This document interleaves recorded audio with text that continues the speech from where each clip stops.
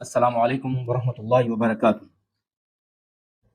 اللہ رب العزت اپنے نبی علیہ الصلوۃ والسلام کے توفیل ہماری حاضری اپنی بارگاہ مقدسہ میں قبول و مقبول فرمائے۔ گزشتہ نشست میں ہم نے رسول اللہ صلی اللہ تعالیٰ علیہ وآلہ وسلم کے علم غیب پر آیات بینات آپ کی خدمت میں پیش کی، اور آیات بینات کو بلا تبصرہ آپ کی خدمت میں پیش کیا کہ اللہ رب العزت کے انبیاء کرام علیہ السلام کو یا رسول اعظام علیہ السلام کو اور ان کے اصحاب کو اللہ رب العزت نے علم غیب کی عطا فرمایا ہے۔ اور اس ضمن میں نے آپ کی خدمت میں گزارش یہ کی تھی کہ یہ ہمارے موضوعات نہیں ہونے چاہیے تھے، یہ ہر مسلمان کا بنیادی عقیدہ ہونا چاہیے تھا کہ وہ جب بھی اپنے نبی علیہ الصلوۃ والسلام کی شان، عزت اور عظمت کی باتیں سنتا تو اس پہ اپنے سر کو جھکا دیتا اور عظمت رسول کو سلامی پیش کرتا، مگر شوم قسمت تحقیق کے نام پر جان بوجھ کر یا انجانے میں ہم نے نہ صرف اپنی آنے والی نسلوں کو اپنے دین سے متنفر کیا، اپنے علماء سے متنفر کیا، بلکہ ہم نے ان کے ایمان پر بھی جو ہے لوگوں کو ڈاکہ ڈالتے دیکھا۔ وہ علماء کرام جنہوں نے ایک اسلامی معاشرے کو تشکیل کرنا تھا اور اسلامی معاشرے کی خط و خال کو لوگوں کے ذہنوں میں ذہن نشین کرنا تھا، آج وہ جس محفل میں بھی جاتے ہیں، جس جگہ پر بھی جاتے ہیں، انہیں دین اسلام کے بنیادی عقائد اور خصوصاً ناموس رسالت پر بات کرنا پڑتی ہے، حالانکہ یہ ان کا موضوع ہی نہیں ہونا چاہیے تھا۔ ہر امتی کا یہ فرض تھا کہ وہ اپنے نبی علیہ الصلوۃ والسلام کی ناموس کا پاسبان بن کے رہتا، اپنے نبی علیہ الصلوۃ والسلام کی ناموس کی حفاظت کرتا۔ اور اس کے برعکس ہم نے دیکھا کہ ہم جس جگہ پر بھی جاتے ہیں کہ علماء ان کی اصلاح کرنے کی بجائے وہ اپنے نبی علیہ الصلوۃ والسلام کی عزت اور عظمت کو بیان کر رہے ہوتے ہیں اور آقا علیہ الصلوۃ والسلام کی ناموس پر گفتگو کر رہے ہوتے ہیں، اور آقا علیہ الصلوۃ والسلام پر اور آپ کی ذات مقدسہ پر جو اعتراضات اٹھائے گئے ہیں ان کو ہٹانے کی کوشش کر رہے ہوتے ہیں۔ آپ خود اندازہ کر لیں یہ ہماری ہم کیسے اسلامی معاشرہ تشکیل دے سکتے ہیں جب بھی علماء کسی جگہ پر جاتے ہیں، جب بھی ان کو کوئی موضوع خطاب دیا جاتا ہے اور لوگوں کی اصلاح کے لیے کہا جاتا ہے تو ان کے پاس موضوع یہی ہوتا ہے کہ حضور علیہ الصلوۃ والسلام نور تھے یا بشر تھے، آقا علیہ الصلوۃ والسلام انسان تھے یا آقا علیہ الصلوۃ والسلام نور تھے، آقا علیہ الصلوۃ والسلام یہ جانتے تھے یا آقا علیہ الصلوۃ والسلام یہ نہ جانتے تھے، کیا آقا علیہ الصلوۃ والسلام کی شفاعت پر یقین رکھنا چاہیے یا آقا علیہ الصلوۃ والسلام کی شفاعت پہ یقین نہیں رکھنا چاہیے، یعنی شفاعت رسول کے اوپر بھی گفتگو ہو رہی ہے۔ اور اسی طرح سے آقا علیہ الصلوۃ والسلام کہ یہ جو ہے ایک سلسلہ، یہ ایک طویل سلسلہ ہے اور اس کو جو ہے زینہ بزینہ کیا گیا ہے، آپ کہہ سکتے ہیں انگلش میں سٹیپ بائی سٹیپ کیا گیا ہے، اور یہ اس طرح سے نہیں پہنچا گیا۔ سب سے پہلے اپنے موجودہ عصر حاضر کے علماء سے لوگوں کو، اپنی نوجوان نسل کو متنفر کیا گیا ہے، ان کے دلوں میں علماء اسلام کی نفرت ڈالی گئی ہے۔ اسلام کا چہرہ تو بے داغ تھا، اس پر تو انگلی اٹھا نہیں سکتے تھے، اس لیے علماء اسلام کے ذاتی کردار کو، ان کی شخصیات کو نشانہ بنا کر پھر آگے بڑھے، اور یہاں تک کہ یہ پھر تابعین تک پہنچے، پھر صحابہ تک پہنچے، پھر صحابہ رضی اللہ تعالیٰ عنہ ان کی شخصیات کو زیر بحث لایا گیا، ان کے مشاجرات کو سرعام اچھالا گیا اور ان کی کردار کشی کی گئی، اور اسی طرح سے اور بھی بہت ساری باتیں کی گئیں جس کی وجہ سے عظمت صحابہ کا جو ہے وہ لوگوں کے دلوں میں جو ہے وہ مٹی، رفس نے جنم لیا، رفس نے سر اٹھایا، اور پھر جب اہل بیت کی بات کی گئی تو پھر ناسبیت نے جو ہے وہ سر اٹھا لیا، اور اسی طرح سے پھر اہل سنت کے جو علماء ہیں، علماء حق ہر دور میں اپنے عقائد کی حفاظت کرتے رہے، اور پھر یہ یہاں پر صحابہ پر بھی بس نہ ہوئی، پھر ذات رسول صلی اللہ تعالیٰ علیہ وآلہ وسلم کو متنازع بنا دیا گیا۔ آج آپ دیکھ سکتے ہیں کہ جہاں پر بھی عالم ربانی وہاں پر جو ہے کسی بھی جگہ پر تشریف لاتے ہیں تو آپ دیکھیں گے کہ ان کے پاس ان موضوعات کے علاوہ اور کوئی موضوع نہیں ہوتا۔ اس لیے کہ کیسے وہ اسلامی معاشرے کی تشکیل دے جس معاشرے میں عظمت رسول متنازع بن چکی ہو، ذات رسول کو متنازع بنا دیا گیا ہو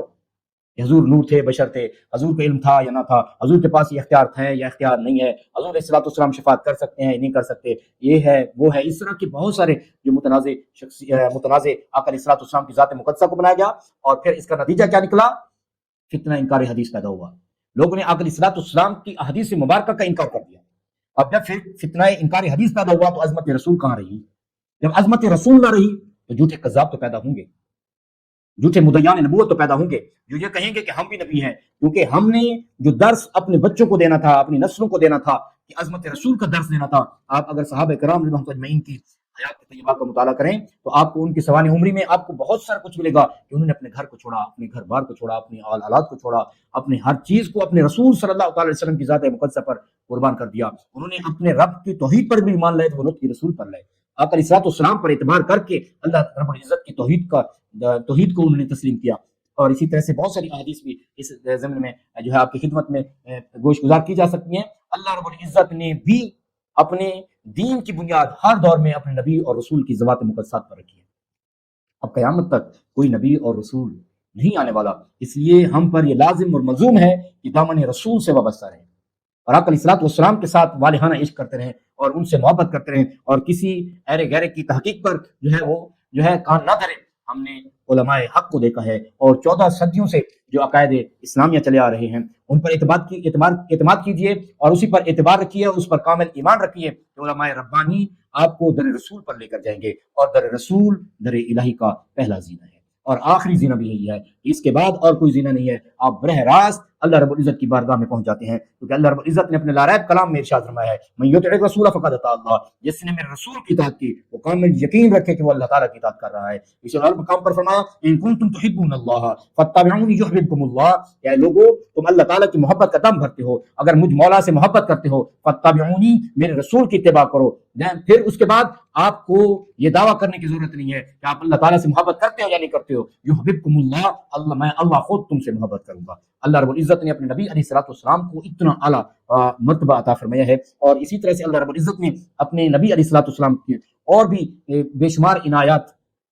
عطا فرمائی ہیں، اور ان میں سے ایک عنایت مقدسہ جس پر آج ہم گفتگو کر رہے ہیں وہ علم غیب کی جو ہے نعمت ہے جو اللہ رب العزت نے اپنے نبی علیہ الصلوۃ والسلام کو عطا فرمائی ہے۔ گزشتہ نشست میں ہم نے صرف اللہ رب العزت کے کلام سے درجنوں آیات آپ کی خدمت میں گوش گزار کی، آپ اس کو سماعت فرمائیں، آپ کا دل روشن ہوگا، آپ کی آنکھیں ٹھنڈی ہو جائیں گی، اور آپ دیکھیں گے اور کہ 21-22 جون کے سورج سے بھی زیادہ واضح اور روشن ہو جائے گا کہ اللہ رب العزت نے اپنے علم کے خزانے اپنے نبی علیہ الصلوۃ والسلام کو عطا فرمائے ہیں۔ جتنے جمیع مخلوقات کے پاس جو علم ہے اللہ رب العزت نے تن تنہا ذات محمد صلی اللہ تعالیٰ علیہ وآلہ وسلم میں رکھ دیا ہے۔ یہ ہم نے آیات قرآنی سے استدلال کیا تھا اور بلا تبصرہ کیا تھا، مختصر ہم نے تفسیر آپ کی خدمت میں گوش گزار کی، ورنہ میں نے آیت ہی بیان کی اور درجنوں آیتیں آپ کی خدمت میں گوش گزار کی ہیں، آپ وہاں پر دے سکتے ہیں۔ اور ہم نے جو ہے وہ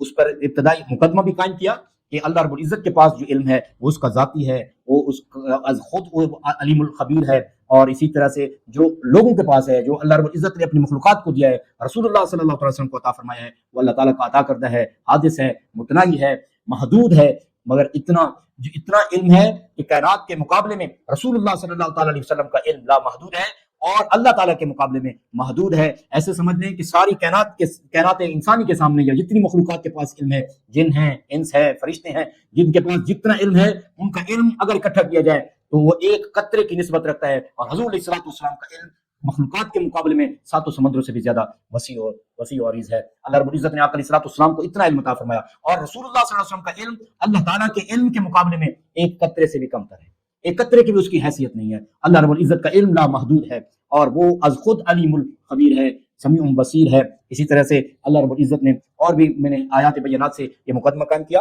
اور اس مقدمے کو آپ سنیں گے تو آپ کی خدمت میں گوش گزار ہوں کہ اللہ رب العزت کے حبیب صلی اللہ تعالیٰ علیہ وآلہ وسلم کی ذات مقدسہ، کیا وہ آپ علیہ الصلوۃ والسلام کی بشریت ہو یا آپ علیہ الصلوۃ والسلام کی نورانیت مقدسہ ہو، وہ اللہ رب العزت کی تخلیق کردہ ہے، اور اس میں جو کمالات بھی آئیں گے وہ بھی اللہ تعالیٰ کے ہی عطا کردہ ہوں گے۔ جب ذات اللہ تعالیٰ کی تخلیق کردہ ہے تو اس میں جو صفات آئیں گی، جو کمالات آئیں گے، جو عزتیں اور عظمتیں وہاں سے رونما ہوں گی، وہ بھی اللہ رب العزت کی عطا کردہ نعمتیں ہیں۔ یہی اہل سنت کا اعتقاد ہے۔ اللہ رب العزت نے اپنے نبی علیہ الصلوۃ والسلام پر جتنی لطف اور جتنا کرم فرمایا ہے اس کا کوئی اندازہ نہیں ہے۔ آج ہم سب احادیث مبارکہ سے یہ سمجھنے کی کوشش کریں گے کہ اللہ رب العزت نے اپنے نبی علیہ الصلوۃ والسلام کو علم غیب عطا فرمایا ہے یا نہیں فرمایا۔ اگر وہ آپ مقدمہ ذہن میں رکھیں کہ علم غیب اگر یہ صفت الہی ہوتی تو کسی کو بھی نصیب نہ ہوتی، جیسے خالق، تخلیق کرنا، مخلوقات کا پیدا کرنا، یہ اللہ رب العزت کا خاصہ ہے۔ اگر کسی نے تخلیق کا لفظ بھی استعمال کیا تو باذن اللہ ساتھ کا ہے، اور پھر وہ مجازن ہے۔ خالق حقیقی اللہ رب العزت کی ذات ہے۔ اسی طرح سے معبود برحق اللہ رب العزت کی ذات مقدسہ ہے، یہ عبادت اس کا ہی خاصہ ہے، اس کے علاوہ کوئی اور چیز جو ہے یا کوئی اور مخلوق حتیٰ کہ رسول اللہ صلی اللہ علیہ وسلم کی عبادت بھی شرک قرار پائے گی، کیونکہ یہ خاصہ الہی ہے۔ اگر کوئی صفت اور کوئی خاصہ اللہ رب العزت کے لیے ثابت ہو جائے وہ کسی کے لیے بھی نہیں مانا جا سکتا ہے، چاہے وہ جن ہو، پری ہو، فرشتے ہوں یا انبیاء کرام علیہ السلام ہو، حتیٰ کہ رسول اللہ صلی اللہ علیہ وسلم بھی ہوں، وہ آقا علیہ السلام کے لیے نہیں مانا جا سکتا۔ تو علم غیب اس فقط اللہ رب العزت کے لیے خاصہ نہیں ہے، اللہ رب العزت نے اپنے علم کے خزانے اپنے نبی علیہ السلام کو عطا فرمائے ہیں۔ آج ہم جو ہے صرف احادیث مبارکہ پر غور کریں گے۔ میں نے عرض کیا آیات بینات اگر آپ سنیں اس کو آپ سماعت فرمائیں گے، آپ کو پتہ چلے گا کہ اللہ رب العزت نے اپنے حبیب علیہ الصلوۃ والسلام کو کتنے خزانے عطا فرمائے ہیں۔ وہاں سے آیات بینات سے آپ اندازہ لگا سکیں گے۔ آج ہم جو ہے احادیث مبارکہ کی روشنی میں دیکھیں گے کہ اللہ رب العزت نے اپنے نبی علیہ الصلوۃ والسلام کو کتنا علم غیب عطا فرمائے ہیں اور کتنے علوم اللہ رب العزت نے اپنے نبی علیہ الصلوۃ والسلام کو عطا فرمائے ہیں۔ آج ہم احادیث مبارکہ کی روشنی میں سمجھیں گے، اور میں کوشش کروں گا کہ صحیح ستہ سے باہر کوئی حدیث پیش نہ کی جائے۔ اگر کوئی حدیث مبارکہ آپ کی خدمت میں صحیح ستہ سے باہر پیش بھی کر دوں تو وہ بھی حدیث جو ہے وہ قابل توجہ ہوگی، اور علماء کرام نے اس سے احتجاج کیا ہے، یعنی حجت پکڑی ہے، اس کو بھی دلیل مانا ہوگا۔ کوئی ایسی حدیث نہیں پیش کروں گا جو آپ کی ذات پر یعنی آپ کے قانون میں یہ خلل ڈالے کہ یہ حدیث کی کتاب میں معتبر نہیں ہے، اس میں ایسی حدیث ہے، یہ ضعیف ہو سکتی ہے، موضوع ہو سکتی ہے، یا یہ حدیث کی کتاب اس درجے کی نہیں ہے۔ تو کوشش کروں گا کہ میں جو بیشتر جو ہے حوالہ جات جو ہے آپ کی خدمت میں گوش گزار کروں، جس میں رسول اللہ صلی اللہ تعالی علیہ وسلم نے خود اپنے علم غیب کے بارے میں بتایا ہو اور اپنے علم کا اظہار فرمایا ہو۔ تو امتی کا یہ فرض ہے کہ وہ اپنے نبی علیہ الصلوۃ والسلام کی جو ہے ہر بات پر ایمان لائے اور آقا علیہ الصلوۃ والسلام کی عزت اور عظمت کو سلامی پیش کرے۔ اس سلسلہ میں پہلی حدیث مقدسہ جو آپ کی خدمت میں گوش گزار کرنی ہے، یہ متعدد کتابوں میں یہ حدیث پاک موجود ہے اور اس کے اور بھی طرق ہیں۔ میں صرف یہاں پر آپ کی خدمت میں جو گوش گزار کر رہا ہوں وہ صحیح بخاری کی حدیث پاک ہے، جلد 1 صفحہ 453 پہ، اور صحیح مسلم کتاب الفتن جلد 2 صفحہ 390 پہ یہ حدیث پاک موجود ہے کہ رسول اللہ صلی اللہ تعالی علیہ وآلہ وسلم قام فینا رسول اللہ صلی اللہ تعالی علیہ وسلم مقاما واخبرنا، آقا علیہ الصلوۃ والسلام ایک مقام پر کھڑے ہوئے، صحابہ کرام رضوان اجمعین اس حدیث پاک کو روایت کرتے ہیں، اور حضرت عمر فاروق رضی اللہ تعالیٰ عنہ سے یہ حدیث پاک مروی ہے کہ بخاری شریف میں ہے کہ رسول اللہ صلی اللہ تعالی علیہ وسلم ایک مقام پر کھڑے ہوئے اور آقا علیہ الصلوۃ والسلام نے ابتدائے خلق سے لے کر حتیٰ داخل اہل الجنہ منازلہم، کہ حتیٰ کہ جنتی اپنی جنت کے اندر داخل ہو گئے، حضور علیہ الصلوۃ والسلام نے بیان فرمایا، واہل النار منازلہم، اور اہل النار بھی اپنے ٹھکانوں پر پہنچ گئے۔ یہ اللہ رب العزت کے حبیب علیہ الصلوۃ والسلام نے ابتدائے خلق سے لے کر جنتیوں کے جنت میں داخلے تک، جہنمیوں کے جہنم واصل ہونے تک کی تمام کی آپ آقا علیہ الصلوۃ والسلام نے جو ہے وہ خبر دی۔ یہ بخاری شریف میں نے آپ کو عرض کیا کہ یہ جلد 1 صفحہ 453 پہ، اور صحیح مسلم کتاب الفتن جلد 2 صفحہ 390 پہ رسول اللہ صلی اللہ علیہ وسلم نے ابتدائے خلق سے لے کر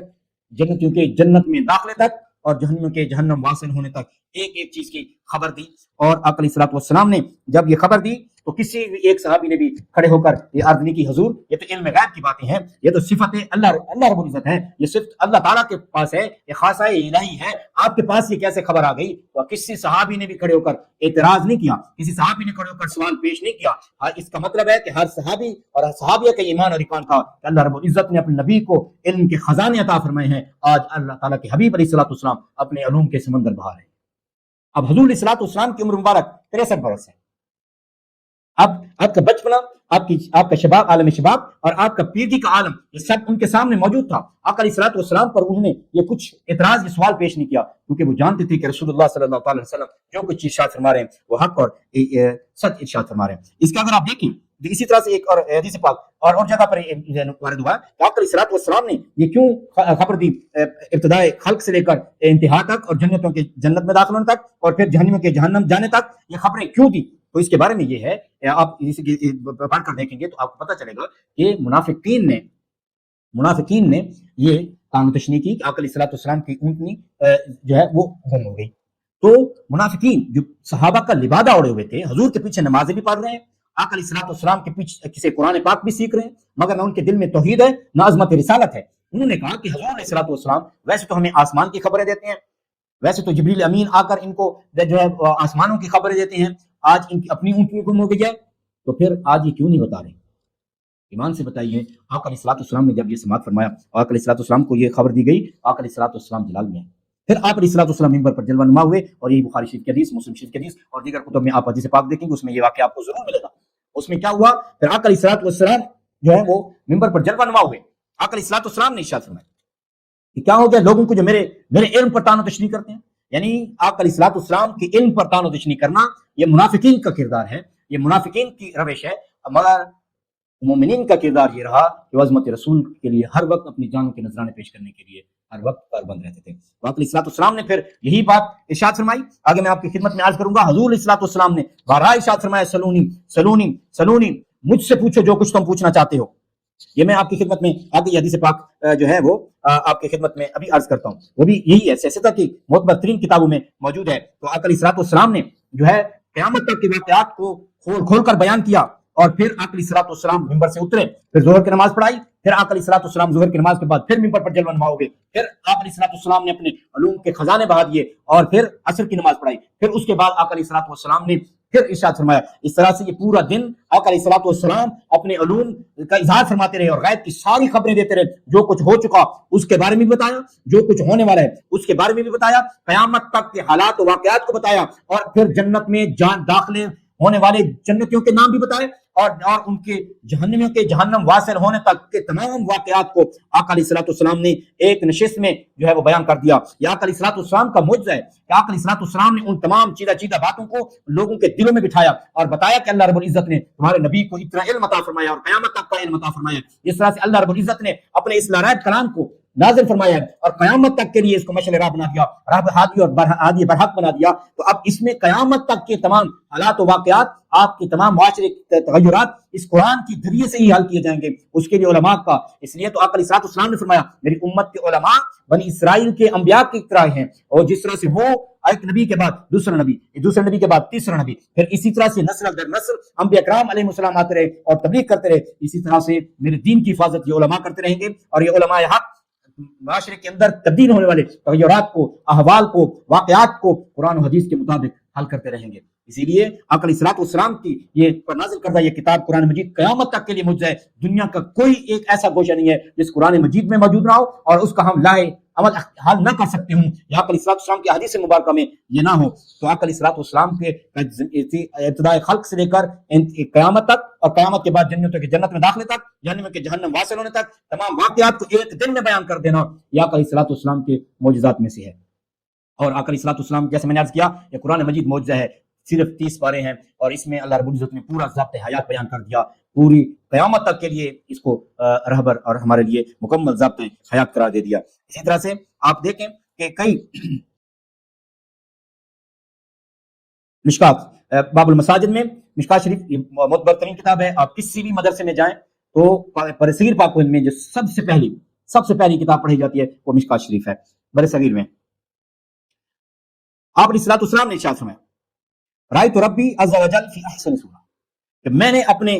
رب کو بہترین اور خوبصورت احسن ترین صورت میں دیکھا، پھر رب تعالیٰ نے اپنا دست قدرت میرے سینے پر رکھا، جس کی ٹھنڈک میں نے اپنے قلب اطہر میں پائی، تمام آسمان اور زمین کی چیزوں کو میں نے جان لیا۔ مشکات شریف میں حدیث پاک موجود، سنن دارمی میں حدیث پاک موجود، آپ کی خدمت میں نے عرض کیا وہ حدیث کی کتاب جس کو عام لوگ سب لوگ پڑھتے ہیں اور ان کے مدارس میں پڑھی جاتی ہیں، یہ حدیث پاک وہاں پر موجود کہ اللہ رب العزت نے اپنا دست قدرت رسول اللہ صلی اللہ تعالیٰ علیہ وآلہ وسلم کی سینہ اطہر پر رکھا تو قلب مبارک میں ٹھنڈک محسوس ہوئی، اور زمین و آسمان کی ہر چیز کو اللہ رب العزت کے حبیب صلی اللہ تعالیٰ علیہ وآلہ وسلم نے جان لیا۔ اب آپ یہاں پر سوچیں گے یہ فقط ایک لمحے کے لیے تھا، چاہے وہ ایک لمحے کے لیے کیوں نہ ہو، اگر یہ صفت الہی تھی ایک لمحے کے لیے بھی کسی اور کے لیے یہ تسلیم نہیں کی جا سکتی، چاہے وہ جن ہو یا فرشتہ ہو یا پری ہو اور یا نبی ہو یا نبی الانبیاء امام الانبیاء صلی اللہ علیہ وسلم کیوں نہ، اگر یہ خاصہ الہی ہو۔ اس کا مطلب ہے کہ علم غیب خاصہ الہی نہیں ہے، یہ آپ نے اپنی طرف سے ڈگوسلہ چلایا ہوا ہے کہ یہ اللہ تعالیٰ کا علم ہے، دور سے سننا، نزدیک سے سننا، اس طرح سے سننا، یہ آپ کی اپنی طرف سے ڈگوسلے ہیں، ورنہ قرآن و سنت میں یہ اللہ تعالیٰ کا جو ہے وہ خاصہ نہیں ہے۔ اللہ تعالیٰ جو علم غیب رکھتا ہے وہ از خود ہے، اس کا اپنا ذاتی ہے، بالذات ہے، اس میں دوام ہے، اس میں جو ہے وہ لا محدودیت ہے، لا متناہی ہے، اور اللہ تعالیٰ نے اپنے نبیوں رسولوں کو جو علم عطا فرمایا ہے، علم غیب عطا فرمایا ہے، وہ متناہی ہے، حادث ہے، اور وہ جو ہے اللہ تعالیٰ کی عطا کردہ ہے، یہ اس کے علاوہ اور کچھ بھی نہیں ہے۔ اب آپ یہ کہیں کہ ایک لمحے کے لیے آقا علیہ الصلوۃ والسلام نے زمین و آسمان کو ہر چیز کو دیکھ لیا تو ایک لمحے کے لیے ہوگا، ایسا ہرگز نہیں ہے۔ اللہ رب العزت نے خود ارشاد فرمایا وَلَلْآخِرَةُ خَيْرٌ لَكَ مِنَ الْأُولَىٰ، میرے محبوب آپ کی ہر آنے والی گھڑی آپ کی پچھلی گھڑی سے بہتر ہے، یعنی آپ کے درجات میں، آپ کے کمالات میں، آپ کی ذات مقدسہ میں، آپ کے رتبے اور مرتبے میں ہر گھڑی اضافہ ہو رہا ہے، ورفعنا لك ذکرک، میرے محبوب ہم نے آپ کا ذکر ساری کائنات میں بلند کر دیا ہے. اتنا بلند کرنے کے باوجود فرمایا کہ میرے محبوب ہر آنے والی گھڑی میں آپ کے رتبے بڑھ رہے ہیں. جب ایک دفعہ آپ علیہ السلام نے زمین آسمان کو دیکھ لیا اور اس کا مشاہدہ کر لیا، آپ قرآن مجید پڑھ کر دیکھ لیں، حضرت ابراہیم علیہ السلام کو اللہ تعالیٰ نے ملکوت السماوات والارض کا علم دیا اور انہوں نے ساری کائنات کو دیکھا، شرق سے لے کر غرب تک دیکھا. تو یہ قرآن آیات میں نے آپ کی خدمت میں جو ہے کل پیش کی تھی، آپ اس کو آپ سماعت فرمائیں گے، آپ کو سمجھ میں آ جائے گا. اب یہاں پہ رسول اللہ صلی اللہ علیہ وسلم کی آج ہم حدیث مبارکہ جو ہے وہ آپ کی خدمت میں عرض کر رہا ہوں. اب یہاں پر ایک اور حدیث پاک جامع ترمذی کی جو میں آپ کی خدمت میں گوش گزار کر رہا ہوں، میں نے عرض کیا سیاست سے معتبر ترین احادیث کی کتب سے میں آپ کی خدمت میں آقا علیہ السلام کے لیے جو ہے علم غیب جو ہے وہ پیش کرنے کی سعادت حاصل کر رہا ہوں. فرمایا حضرت معاذ بن جبل رضی اللہ عنہ سے روایت ہے، انہوں نے فرمایا کہ ایک مرتبہ صبح کی نماز کے وقت حضور علیہ السلام کو دیر ہو گئی. ہم لوگوں نے آپ علیہ السلام کا انتظار اس حد تک کیا تھا کہ قریب تھا کہ سورج کی شعائیں نظر آنے لگ جائیں. اتنے میں حضور علیہ السلام جلدی سے تشریف لائے، صف بندی ہوئی. آپ علیہ السلام نے اپنی تاخیر کا واقعہ خود سنایا، نماز کو مختصر کیا اور آپ علیہ السلام نے خود بتایا کہ میرے تاخیر سے آنے کی وجہ اور سبب کیا ہے. تو آپ علیہ السلام نے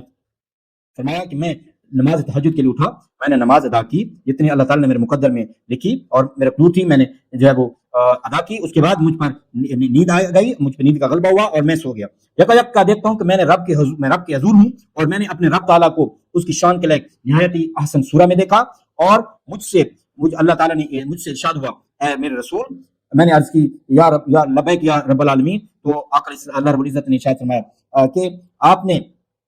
دیکھا کہ یہ ملائکہ جو ہیں آسمانوں میں کیا گفتگو کر رہے تھے. تو رسول اللہ صلی اللہ تعالیٰ علیہ وآلہ وسلم نے جو ہے عرض کی کہ مجھے معلوم نہیں ہے یا رب العالمین. تو اللہ رب العزت نے اپنے دست قدرت میرے سینے پر رکھا، حتیٰ کہ میں نے اس اللہ تعالیٰ کی کہ اس دست قدرت کی ٹھنڈک کو اپنے سینے میں اپنے قلب میں محسوس کیا اور پھر ہر چیز مجھ پر روشن ہوگی اور میں نے پہچان لیا. اب آپ اندازہ کر سکتے ہیں کہ رسول اللہ صلی اللہ تعالیٰ علیہ وآلہ وسلم ساری جو ہے وہ ہر چیز ان پر روشن کر دی گئی. یہ جامع ترمذی میں اور بخاری مسلم کی شرط پر مستدرک امام حاکم رحمۃ اللہ تعالی بخاری مسلم کی شرط پر اس کو جلد 1 صفحہ 521 پر اس حدیث مقدسہ کو لے کر آئے ہیں. اب آپ اندازہ کر سکتے ہیں کہ اللہ رب العزت نے اپنے نبی علیہ الصلوۃ والسلام کو جو ہے وہ تمام چیزیں دکھائیں کہ آسمان میں فرشتے کیا گفتگو کر رہے ہیں. یہاں پر آج تک کوئی پیمانہ نہیں بنا جو آسمان کی پہلے آسمان تک کا فاصلہ ماپ سکے، پھر اس کے پر دوسرا آسمان، پھر تیسرا آسمان، پھر چوتھا آسمان، پانچواں، چھٹا، ساتواں آسمان اور پھر اس کے اوپر سدرۃ المنتہا 7 آسمانوں کے بعد پھر وہاں سے جبریل امین علیہ السلام وہاں سے جب ان کو وحی دی جاتی وہ وہیں پر آتے جہاں پہ نبی مرسل جلوہ نما ہوتے. وہ کون سا گوگل میپ لے کر چلتے تھے؟ ان کو اللہ تعالیٰ نے اتنا نور، اتنی روشنی عطا فرمائی اور اتنا علم دیا کہ وہ 7 سمندر سے بھی نیچے، 7 آسمانوں سے بھی نیچے جو ہے وہ علیہ السلام کو یا کسی نبی مرسل کو دیکھ لیتے تھے اور وہیں پر آ کر حاضر خدمت ہو جایا کرتے تھے. آپ اندازہ کر لیں جب جبریل امین دربار رسول ہے تو آپ اندازہ کر لیں جب دربان کا یہ شان ہے تو آپ علیہ السلام کا اپنی نگاہ نبوت کا کیا مقام ہوگا. جب ملک کی یا فرشتے کی اتنی نگاہ تیز ہے تو وہ اپنی ملک کی روشنی سے، اپنے فرشتے ہونے کی حیثیت سے وہ اتنی 7 آسمانوں سے نیچے دیکھ سکتا ہے. 7 آسمانوں دور ہو پھروں خربوں اربوں میل سے بھی یہ زیادہ کا فاصلہ بنتا ہے. جبریل امین اس کو دیکھ سکتے ہیں. آپ اندازہ کر سکتے ہیں کہ نگاہ نبوت میں کتنی تاثیر ہوگی، نگاہ نبوت میں کتنی طاقت ہوگی، نگاہ رسالت میں کتنا جمال اور کمال ہوگا، وہ کتنا دور تک دیکھ سکتی ہے. اس کے بارے میں آپ کی خدمت میں اور بھی حدیث مقدسہ آ رہی ہیں. آپ دیکھیں گے کہ آقا علیہ السلام کی نگاہ با کمال کتنا کمال رکھتی ہے. انشاءاللہ آپ وہ حدیثیں آپ کی خدمت میں گوش گزار کرتا ہوں. یہ میں نے مستدرک سے اور جو ہے جامع ترمذی سے بھی یہ آپ کی خدمت میں یہ حدیث پاک جو ہے وہ آپ کی خدمت میں گوش گزار کی. اس لیے آپ اسی حدیث کے ماتحت لکھتے ہیں سیدنا ابن عباس رضی اللہ تعالیٰ عنہ، یہ بھی جامع سنت ترمذی کی حدیث پاک کتاب تفسیر میں من سورہ سواد کی جو تفسیر میں لکھتے ہیں، آقا علیہ السلام نے حضرت ابن عباس رضی اللہ تعالیٰ عنہ فرماتے ہیں کہ رسول اللہ صلی اللہ علیہ وسلم نے فرمایا فعلمت ما بین المشرق والمغرب، میں نے ہر چیز کو جان لیا جو مشرق اور مغرب کے درمیان میں ہے. یعنی شرق سے لے کر غرب تک جو چیز بھی ہے آقا علیہ السلام نے ارشاد فرمایا میں نے اس کو جان لیا ہے. یہ جو ہے مسند احمد بن حنبل رحمۃ اللہ تعالی کی یہ اس میں بھی یہ حدیث پاک موجود، جامع ترمذی میں یہ حدیث پاک موجود ہے اور آپ اسی طرح سے مصنف تفسیر عبد الرزاق میں جلد 2 صفحہ 169 پر اور اسی طرح سے دیگر حدیث کی کتابوں میں یہ حدیث پاک موجود ہے. اور اس طرح سے امام ترمذی رحمۃ اللہ تعالی نے ارشاد فرمایا یہ حدیث حسن ہے اور حضرت فقال صحیح، یہ حدیث صحیح بھی ہے. امام بخاری رحمۃ اللہ تعالی نے امام ترمذی رحمۃ اللہ تعالی کے مطابق جو ہے یہ حدیث صحیح ہے. اب آپ خود اندازہ کر لیں کہ جب رسول اللہ صلی اللہ تعالیٰ علیہ وآلہ وسلم نے شرق سے لے کر غرب تک کو دیکھ لیا اور ہر چیز آپ علیہ السلام پر روشن ہو گئی، اور امام بخاری رحمۃ اللہ تعالی امام ترمذی رحمۃ اللہ تعالی امام بخاری رحمۃ اللہ تعالی کے حوالے سے یہ ارشاد فرما رہے ہیں کہ ان کے نزدیک حدیث پاک صحیح ہے۔ آپ اندازہ کر سکتے ہیں کہ اللہ رب العزت نے اپنے نبی علیہ السلام کو کتنے کمالات عطا فرمائے، کتنی شانیں اور عزتیں اور عظمتیں عطا فرمائی ہیں۔ اسی لیے آپ بخاری شریف کی ایک اور مقام پر یہ حدیث پاک آپ دیکھ لیں کہ آقا علیہ السلام جو ہے، یہ میں نے عرض کیا صحیح بخاری کتاب الاعتصام جلد 2 صفحہ 1083 پر آقا علیہ السلام نے ممبر پر جلوہ نما ہوئے، قام علی المنبر فذکر الساعہ، آقا علیہ السلام ممبر پر جلوہ نما ہوئے، بس آپ علیہ السلام نے قیامت کا ذکر فرمایا اور اس سے پہلے بڑے بڑے واقعات بیان فرمائے، پھر فرمایا جو شخص جو بات پوچھنا چاہتا ہے پوچھ لے، قسم خدا کی جب تک میں اس جگہ یعنی ممبر پر ہوں تم کو کوئی بات ہم سے جو بھی پوچھو گے میں اس کا جواب دوں گا، مگر ہم تم کو اس کی خبر دیں گے، یعنی جو سوال بھی آپ پوچھو گے میں اس کے بارے میں آپ کو بتاؤں گا۔ ایک شخص نے کھڑے ہو کر عرض کیا کہ میرا ٹھکانہ کہاں ہے، میرا ٹھکانہ کہاں ہے؟ آقا علیہ السلام نے فرمایا فی النار، کہ تم جہنم میں ہو۔ اور عبداللہ بن حذیفہ رضی اللہ تعالیٰ کھڑے ہوئے اور عرض کی حضور میرے نسب کے بارے میں شک کیا جاتا ہے، میرا نسب کیا ہے؟ پھر فرمایا تو حذیفہ کا بیٹا ہے۔ اب آپ خود اندازہ کر لیں کہ تیرا نسب صحیح ہے، تو ابن حذیفہ ہے، یعنی تیرے باپ کا نام حذیفہ ہے۔ پھر آقا علیہ السلام بار بار ارشاد فرمائے ان یقولا سلونی لوگوں مجھ سے پوچھو جو کچھ بھی پوچھنا چاہتے ہو۔ یہ کائنات انسانی میں آقا علیہ السلام کی ذات مقدس ہے جنہوں نے یہ جو ہے پہلی دفعہ ارشاد فرمایا کہ جو کچھ تم مجھ سے پوچھنا چاہتے ہو پوچھو۔ یا پھر حضرت علی رضی اللہ تعالیٰ کے بارے میں بھی یہ حدیث پاک یا روایت مقدسہ آتی ہے۔ اب آپ خود اندازہ کر سکتے ہیں کہ رسول اللہ صلی اللہ تعالی علیہ وسلم نے ارشاد فرمایا سلونی جو کچھ مجھ سے پوچھنا چاہتے ہو پوچھو۔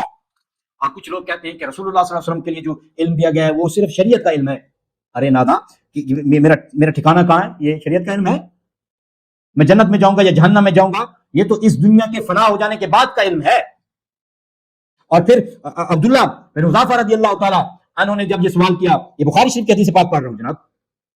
اب کب حمل ٹھہرا، کب وہ پیدا ہوئے، کتنے سال گزر چکے، اب وہ جوان عالم شباب میں حضور کی خدمت میں ہیں، حضور علیہ السلام کا کلمہ پڑھ کے بیٹھے ہوئے ہیں یہاں پہ لوگ، اور بتا رہے ہیں، وہ پوچھ رہا ہے کہ حضور میرے نسب کے بارے میں لوگ جو ہے وہ باتیں کرتے ہیں، ذرا ارشاد فرمائیے کہ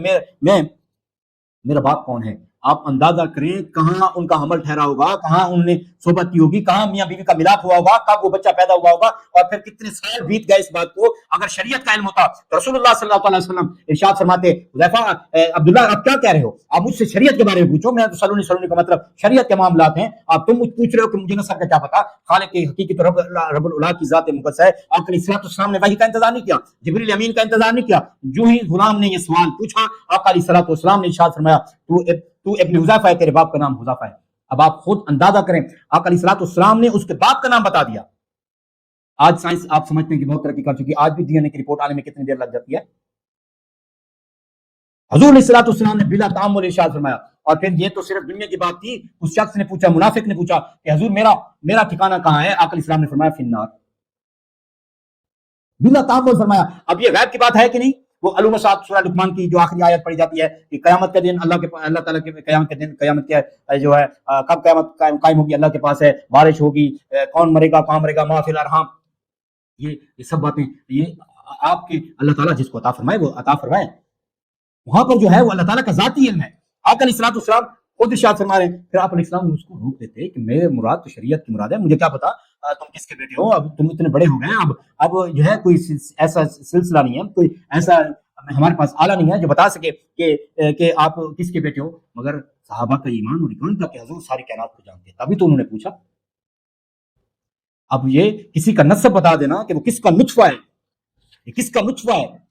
اور وہ سال کے بعد بتا دینا، یہ نگاہ نبوت سے چھپا ہوا نہیں ہے۔ اللہ رب العزت نے اپنے نبی علیہ السلام کو علم غیب کے خزانے عطا کیے، وہ میرے بارے میں آپ کے بارے میں بھی جانتے ہیں، یہ ہمارا ایمان اور ایقان ہے۔ کہاں وہ پیدا ہوئے، کہاں ان کے ماں باپ کی کب شادی ہوئی کسی کو کیا معلوم، کس جگہ پر ان کا ملاپ ہوا کیا معلوم، کس رات حمل ٹھہرا کیا معلوم۔ آقا علیہ السلام نے جو ہی غلام کا سوال سنا اور جواب ارشاد فرما دیا۔ اب آپ خود اندازہ کر لیں، جو نبی ہمارے حسب نسب کو جانتا ہو، اور میں عرض کر رہا ہوں وَلَلْآخِرَةُ خَيْرٌ لَكَ مِنَ الْأُولَىٰ، آقا علیہ السلام کو اللہ رب العزت نے جو شان دی اللہ تعالیٰ کی کہ یہ لائق نہیں ہے کہ اللہ تعالیٰ پھر وہ شان واپس لے لے، یہ کسی عام سخی کے لائق نہیں ہے، تو آپ تو اللہ تعالیٰ تو رب العلا ہے، اور وہ بھی اپنے محبوب کو شان عطا فرمایا پھر سلب کر لیں۔ بعض لوگ یہ کہتے ہیں حضور نے فرمایا جب تک میں اس ممبر پر کھڑا ہوں، کیا مطلب جب تک اس ممبر پہ کھڑا ہوں، جب تک اس ممبر پہ کھڑے ہیں تب بھی علم غیب تو ثابت ہو گیا نا، آپ کا وہ خاصہ کہاں گیا؟ آپ نے کہا تھا یہ خاصہ الہی ہے، اور شیطان کو ہر جگہ پر حاضر ناظر ماننے والوں، اور شیطان کے اوپر اس کے علم کے اوپر نصوص قطعیت کا دعویٰ کرنے والوں، ذرا اپنے عقل سے سوچو تو صحیح، اللہ کے دشمن کو ہر جگہ پر حاضر ناظر مان سکتے ہو، اپنے نبی کے ساتھ اتنا بغض کیوں؟ اس لیے تو سید اعلیٰ حضرت نے ایک بارہا ارشاد فرمایا تھا، تم پر میرے آقا کی اور عنایت نہ سہی، ظالموں کلمہ پڑھانے کا بھی احسان گیا، یہ جو آج لا الہ الا اللہ کا کلمہ پڑھ رہے ہو یہ میرے رسول کی عطا ہے، میرے رسول علیہ الصلوۃ والسلام نے آپ کو یہ کلمہ عطا فرمایا، ورنہ آج بھی عرب کے لوگ بتوں کی پوجا کر رہے ہوتے۔ تو آج یہ سب چیزیں جو ہیں وہ دیکھے تو صحیح، آپ سمجھے تو صحیح کہ اگر یہ علم غیب ہے، شیطان، میں ہمیشہ جب بھی بات کرتا ہوں میں اپنی مثال دیتا ہوں، شیطان یہ بھی جانتا ہے کہ کس شخص کو کس طرح سے گمراہ کرنا ہے، اور پوری روئے زمین پر وہ جہاں چاہے اس کا تصرف ہے، وہ وہاں پر چلا بھی جاتا ہے اور گمراہ بھی کرتا ہے جس کو چاہے، اور جس کو نہیں کر سکتا اس کے بارے میں بھی وہ جانتا ہے کہ اس کو میں گمراہ نہیں کر سکتا، اور وہ بھی یہ بھی جانتا ہے کہ میں کس کو کس طرح سے گمراہ کر سکتا ہوں، میرے دل میں جو وسوسے اور خیالات پیدا ہو رہے ہیں وہ اس کو بھی جانتا ہے۔ آپ کو کفر اور شرک نظر نہ آیا؟ جب ہم نے رسول اللہ صلی اللہ علیہ وسلم کے لیے یہ بات کی تو آپ نے کہا کہ یہ کفر اور شرک ہے، یہ اللہ تعالیٰ کی صفت ہے، اللہ تعالیٰ کی شان ہے۔ میں نے عرض کیا آپ اللہ تعالیٰ کے کلام میں آیات بینات وہاں پر دیکھیں، میں نے قرآن مجید سے جو ہے آپ کی خدمت میں گوش گزار آلریڈی ریکارڈ کیا ہوا ہے، تو اب آپ دیکھیں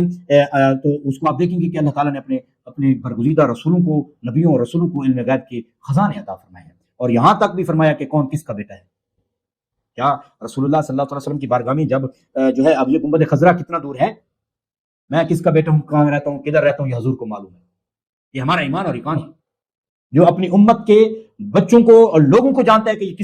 کس کا نسب ہے، وہ کیا خیال ہے کہ ہمیں نہیں جانتے ہوں گے؟ اب اسی طرح سے یہ کرام کاتبین بیٹھے ہوئے ہیں، اور ملائکہ جو ہیں یہ زمین اور آسمان، یہ زمین کی سیر کر کے پھر اللہ تعالیٰ کے پاس ریکارڈ لے کر جاتے ہیں، اللہ بھی جانتا ہے، مگر یہ ایک کیا کہتے ہیں فارمیلٹیز ہیں جو اللہ رب العزت قیامت کے دن ہمارے میزان کو کھولے گا، اور یہ ہمارے کرام کاتبین ہمارے اس کو کھولیں گے، تو ہم اس وقت جو ہے وہ بات کر رہے ہوں گے تو اللہ رب تعالیٰ ہمیں ریکارڈ دکھائے گا۔ اللہ تعالیٰ کو ریکارڈ کرانے کی ضرورت کیا ہے؟ وہ تو علیم الخبیر ہے، وہ تو جان سکتا ہے۔ میں اس موضوع پر انشاءاللہ تعالیٰ ہم کبھی اور کسی اور وقت بھی گفتگو کریں گے کہ یہ جو ریکارڈ یا جو کچھ فارمیلٹیز کی جاتی ہیں کسی جگہ پہ آ کر صلاۃ السلام نے نہ بتایا یا اللہ تعالیٰ نے تاخیر فرمائی، تو انشاءاللہ تعالیٰ جب ہم اگلی اس تیسری نشست میں ہم سوالات اور جوابات کا جب جو ہے سلسلہ شروع کریں گے، انشاءاللہ تعالیٰ آپ کے تمام شکوک و شبہات انشاءاللہ تعالیٰ قرآن و سنت کی روشنی میں ان کے جوابات بھی آپ کی خدمت میں جو علماء اسلام نے بیان کیے میں آپ کی خدمت میں عرض کروں گا۔ اسی طرح سے صحیح بخاری اور صحیح مسلم کی ایک اور حدیث پاک موجود، آقا علیہ الصلوۃ والسلام نے خیبر کے دن ارشاد فرمایا کہ میں کل یہ جھنڈا اس کے ہاتھ میں دوں گا جس کے ہاتھ پر اللہ تعالیٰ فتح عطا فرمائے گا، وہ اللہ اور اس کے رسول سے محبت کرتا ہے۔ اب آپ اندازہ کر لیں کہ پہلے دیگر صحابہ کو بھیجا، ان سے فتح نصیب نہ ہوئی، تو رسول اللہ صلی اللہ علیہ وسلم نے ارشاد فرمایا کل میں جھنڈا ایک ایسے شخص کو دوں گا جس کے ہاتھ پر اللہ تعالیٰ فتح میں عطا فرمائے گا اور وہ اللہ اور اس کے رسول سے محبت کرتا ہے۔ یہ بخاری شریف مسلم شریف کی ہے، یہ تو کل کی بات ہے۔ آپ تو کہتے ہیں حضور کو دیوار کے بعد پیچھے کا علم نہیں ہے، تو کل کیا ہونے والا ہے یہ حضور کو کیسے معلوم ہوگا کہ کل میں حضرت علی رضی اللہ تعالیٰ کو یہ جھنڈا دوں گا اور خیبر فتح ہو جائے گا؟ اس لیے تو آپ علیہ السلام کو فاتح خیبر کہا جاتا ہے، اس کی پیشین گوئی، اور آپ علیہ السلام نے اس خیبر کے فتح ہونے سے پہلے ارشاد فرما دیا کہ کل ہمیں فتح نصیب ہو جائے گی۔ یہ کل کیا ہونے والا ہے؟ سورہ لقمان کی آیتیں پڑھ کر لوگوں کو گمراہ کرنے والوں، یہ کل کی بات نہیں ہے۔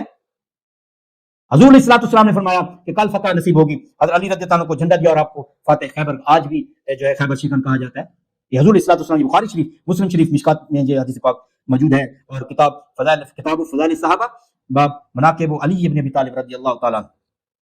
جلد 3 صفحہ جو ہے حدیث نمبر ہے 3499 3499 بخاری شریف کے حدیث پاک میں، اور صحیح مسلم میں بھی فضائل صحابہ میں، اور فضائل علی بن ابی طالب رضی اللہ تعالیٰ عنہ جو حدیث نمبر ہے 2407،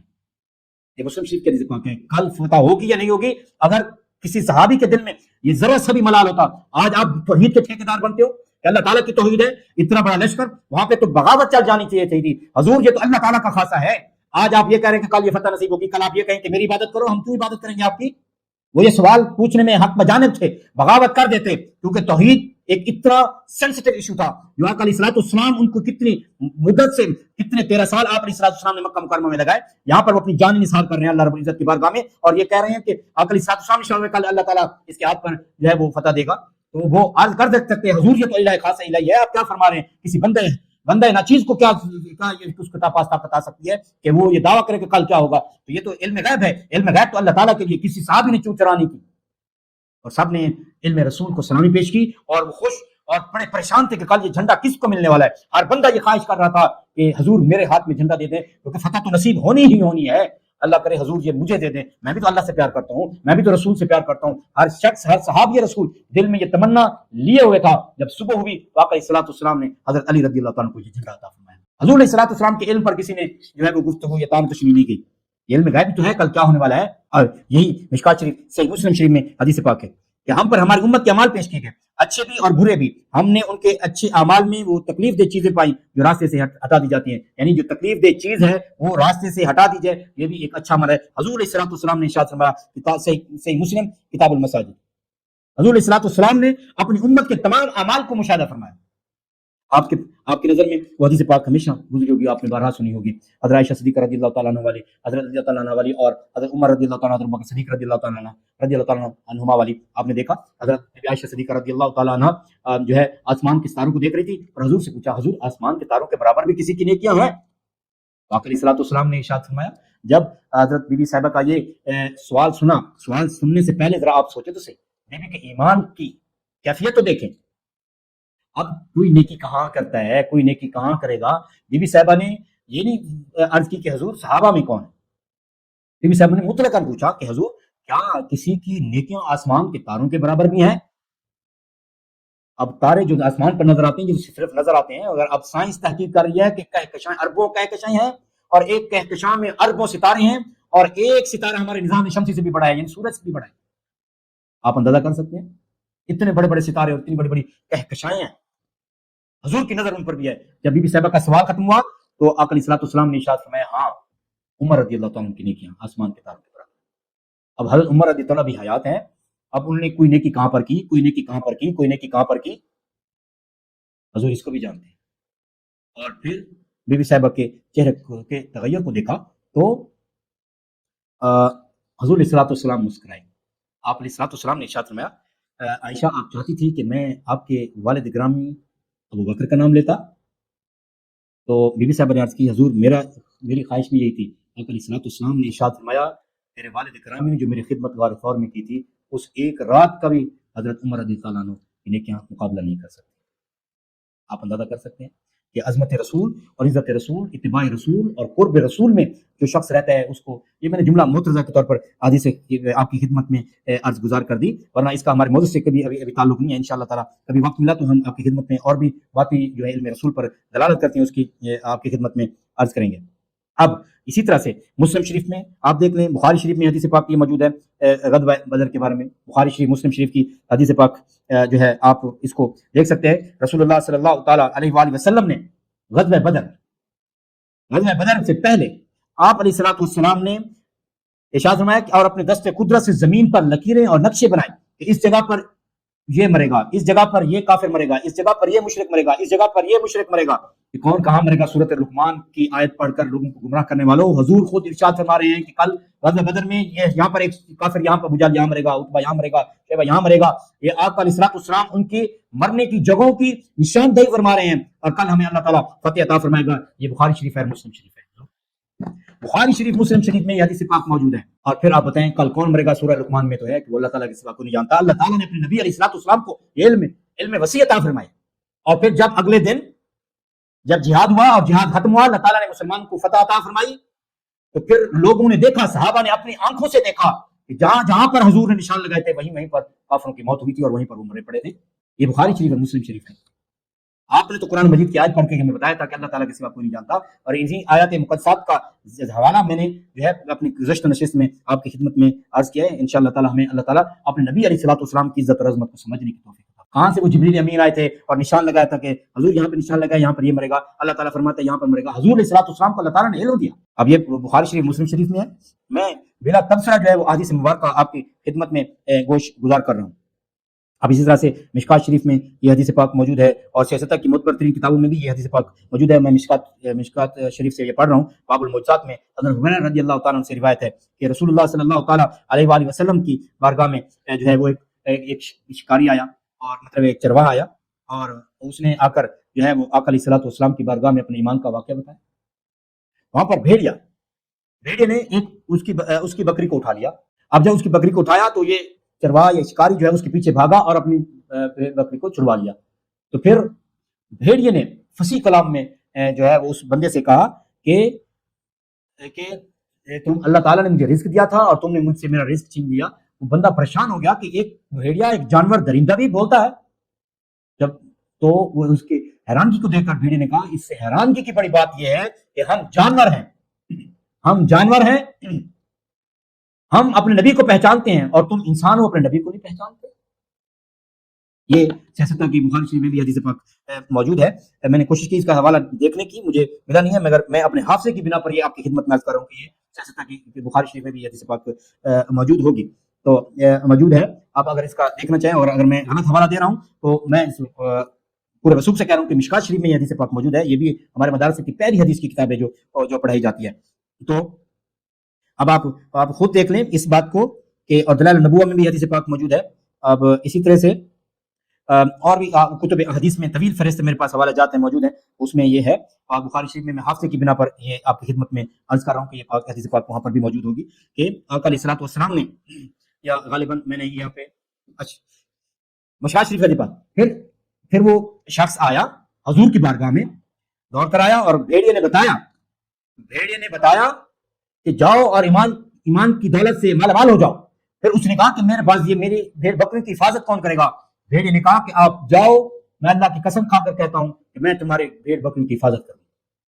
اس نے اپنا ریوڑ، اپنی بھیڑ بکریاں اس درندے یعنی بھیڑیے کے حوالے کی، اور آقا علیہ الصلوۃ والسلام کی بارگاہ میں حاضر ہوا. آقا علیہ الصلوۃ والسلام نے ارشاد فرمایا کہ ان لوگوں کو اپنے ایمان کی کیفیت بناؤ کہ آج تم کیسے آئے. گویا حضور علیہ الصلوۃ والسلام اس مقام کو دیکھ رہے تھے. بظاہر آقا علیہ الصلوۃ والسلام صحابہ میں موجود تھے. آقا علیہ الصلوۃ والسلام اس بھیڑیے کی اور اس شخص کی گفتگو کو سماعت بھی فرما رہے تھے اور اپنی گفتگو کو یہاں پر بھی فرما رہے تھے. تو ایک آن میں اب آپ بتائیں کہ وہ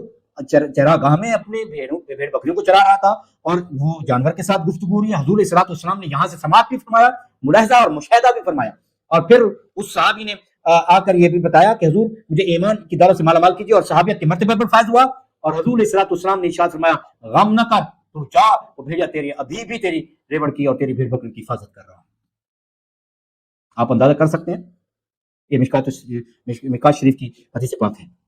آپ اندازہ کر سکتے ہیں. میں آپ کی خدمت میں عرض کر دوں کہ میں درجنوں احادیث مبارکہ آپ کی خدمت میں پیش کروں گا، اور درجنوں صحیح احادیث مبارکہ جو آپ کی خدمت میں گوش گزار نہیں کروں گا. اس کے علاوہ اور بھی کئی احادیث پاک ہیں جو رسول اللہ صلی اللہ علیہ وسلم کے علم غیب کے بارے میں جانتے ہیں اور علم غیب پر دلالت کرتی ہیں. نادان لوگوں، دیوار کے پیچھے نبی کے علم کا انکار کرنے والوں، حضور چراگاہوں میں جنگلوں میں چلنے والے جانوروں کی بھی خبر رکھتے ہیں. یہ میں نے آپ کی خدمت میں عرض کی مشکات شریف کے حدیث پاک ہے. اب یہ اس طرح سے جو ہے وہ اب اس حدیث پاک کو جو ہے بہت سارے محدثین نے جو ہے اس کو پیش کیا ہے اور اس حدیث پاک کو جو ہے روایت کیا ہے. ابن مسعود رضی اللہ تعالیٰ عنہ یہ روایت کرتے ہیں کہ ہم دجال سے جہاد کی تیاری کرنے والوں کے نام، ان کے باپ دادوں کے نام، ان کے رنگ پہچانتے ہیں، اور روز زمین پر وہ بہترین سوار ہوں گے. یہ رسول اللہ صلی اللہ تعالیٰ علیہ وآلہ وسلم جو ہے وہ ارشاد یہ فرما رہے ہیں کہ ان کے صحابی رسول فرما رہے ہیں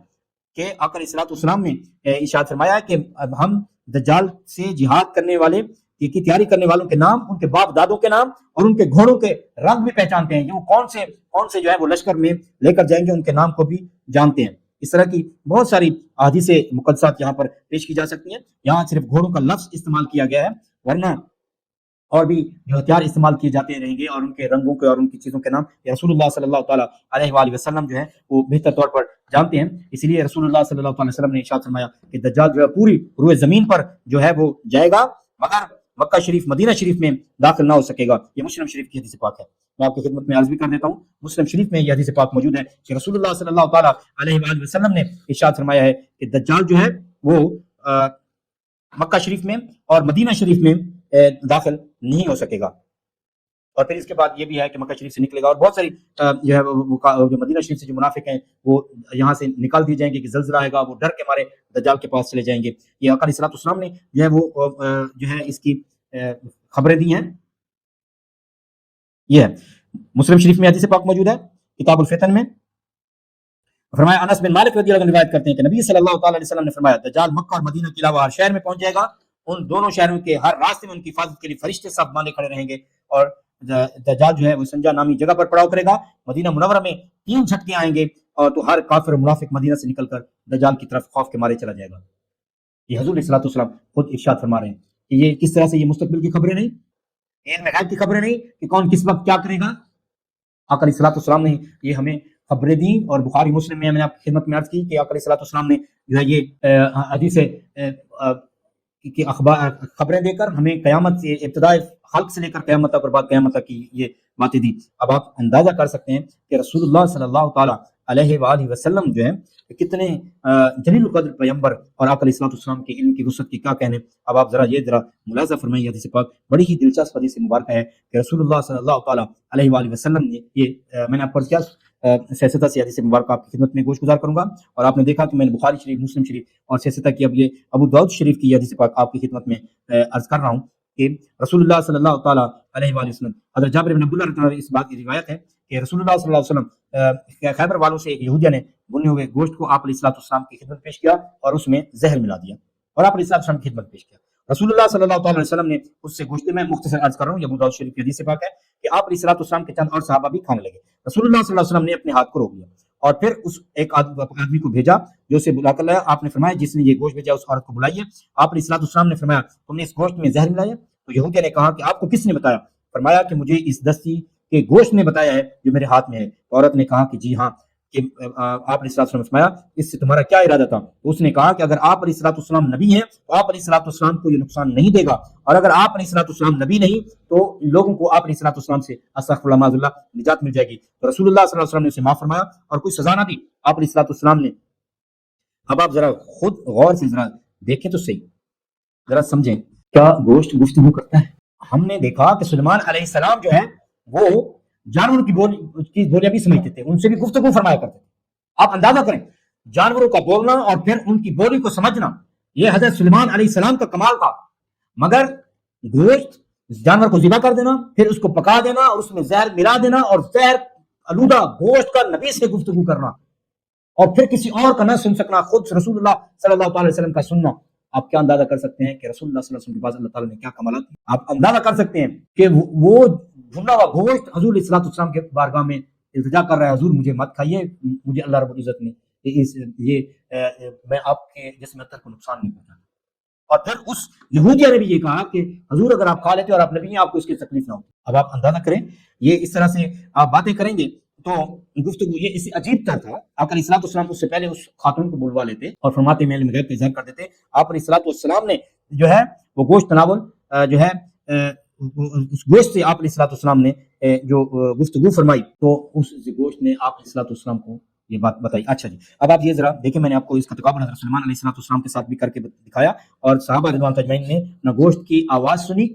نہ گوشت کے تکلم کو سنا. حضور فرما رہے مجھے جس گوشت نے خود بتایا. اب جو آواز آپ کو سنائی نہیں دے رہی، جو آپ دیکھ نہیں رہے کہ گوشت بول رہا ہے یا نہیں بول رہا، یہ علم غیب نہیں تو ہے. اس صحابی رسول نے اپنے دانتوں میں انگلیاں نکالی کہ حضور کیا فرما رہے ہیں. جانوروں کو تو بولتا ہوا دیکھتے تھے کہ سلیمان علیہ السلام کے بارے میں آیا ہے، مگر بھنا ہوا گوشت اور وہ بکری کے گوشت بھی بول رہا حضور سے، تو وہ جانتے تھے کہ حضور جو بھی ارشاد فرما رہے ہیں وہ حق اور سچ ارشاد فرما رہے ہیں. اب اسی طرح سے میں خضر علیہ السلام کا اور حضرت موسیٰ علیہ السلام کا جو ہے وہ جو تذکرہ سورۃ القاف کے حوالے سے ایک مختصر مگر جامع انداز میں پچھلی نشست میں آپ کی خدمت میں گوش گزار کر چکا ہوں. یہاں پر صرف ترمذی شریف کی حدیث پاک آپ کی خدمت میں عرض کرنے کی جو ہے وہ سعادت حاصل کر رہا ہوں کہ حضرت ترمذی شریف کی حدیث پاک ہے. حضرت ابی بن کعب رضی اللہ تعالیٰ سے روایت ہے کہ نبی کریم صلی اللہ تعالی علیہ وسلم نے ارشاد فرمایا کہ جس لڑکے کو حضرت خضر علیہ السلام نے قتل کیا تھا وہ تقدیر الہی میں کافر تھا. آپ اندازہ کر سکتے ہیں حضرت خضر علیہ السلام نے، یہ سورہ کاف میں یہ باتیں ساری یہ تفصیل موجود ہے. تو ایک بچے کو دیکھا اور اس کو قتل کر دیا. حضرت موسیٰ علیہ السلام نے پوچھا کہ اے خضر آپ نے ایسا کیوں کیا ہے؟ تو حضرت خضر علیہ السلام نے ارشاد فرمایا اور حضرت موسیٰ علیہ السلام کی خدمت میں عرض کیا کہ یا کلیم اللہ، یہ بچہ بڑا ہوتا، یہ اتنا حسین و جمیل ہے، یہ بڑا ہوتا اور یہ نافرمان ہو جاتا اور اس کی وجہ سے اس کے ماں باپ بھی کافر ہو جاتے.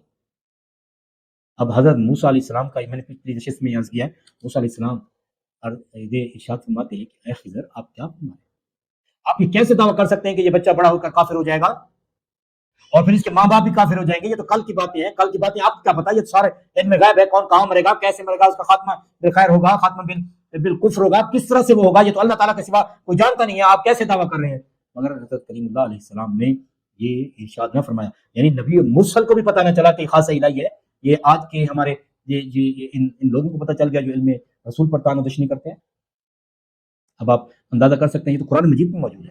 کہ یہ کل کون مرے گا، کہاں مرے گا، سورہ لقمان پڑھ کے لوگوں کو گمراہ کرنے سے باز آ جائیے، ایسا ہرگز نہیں ہے۔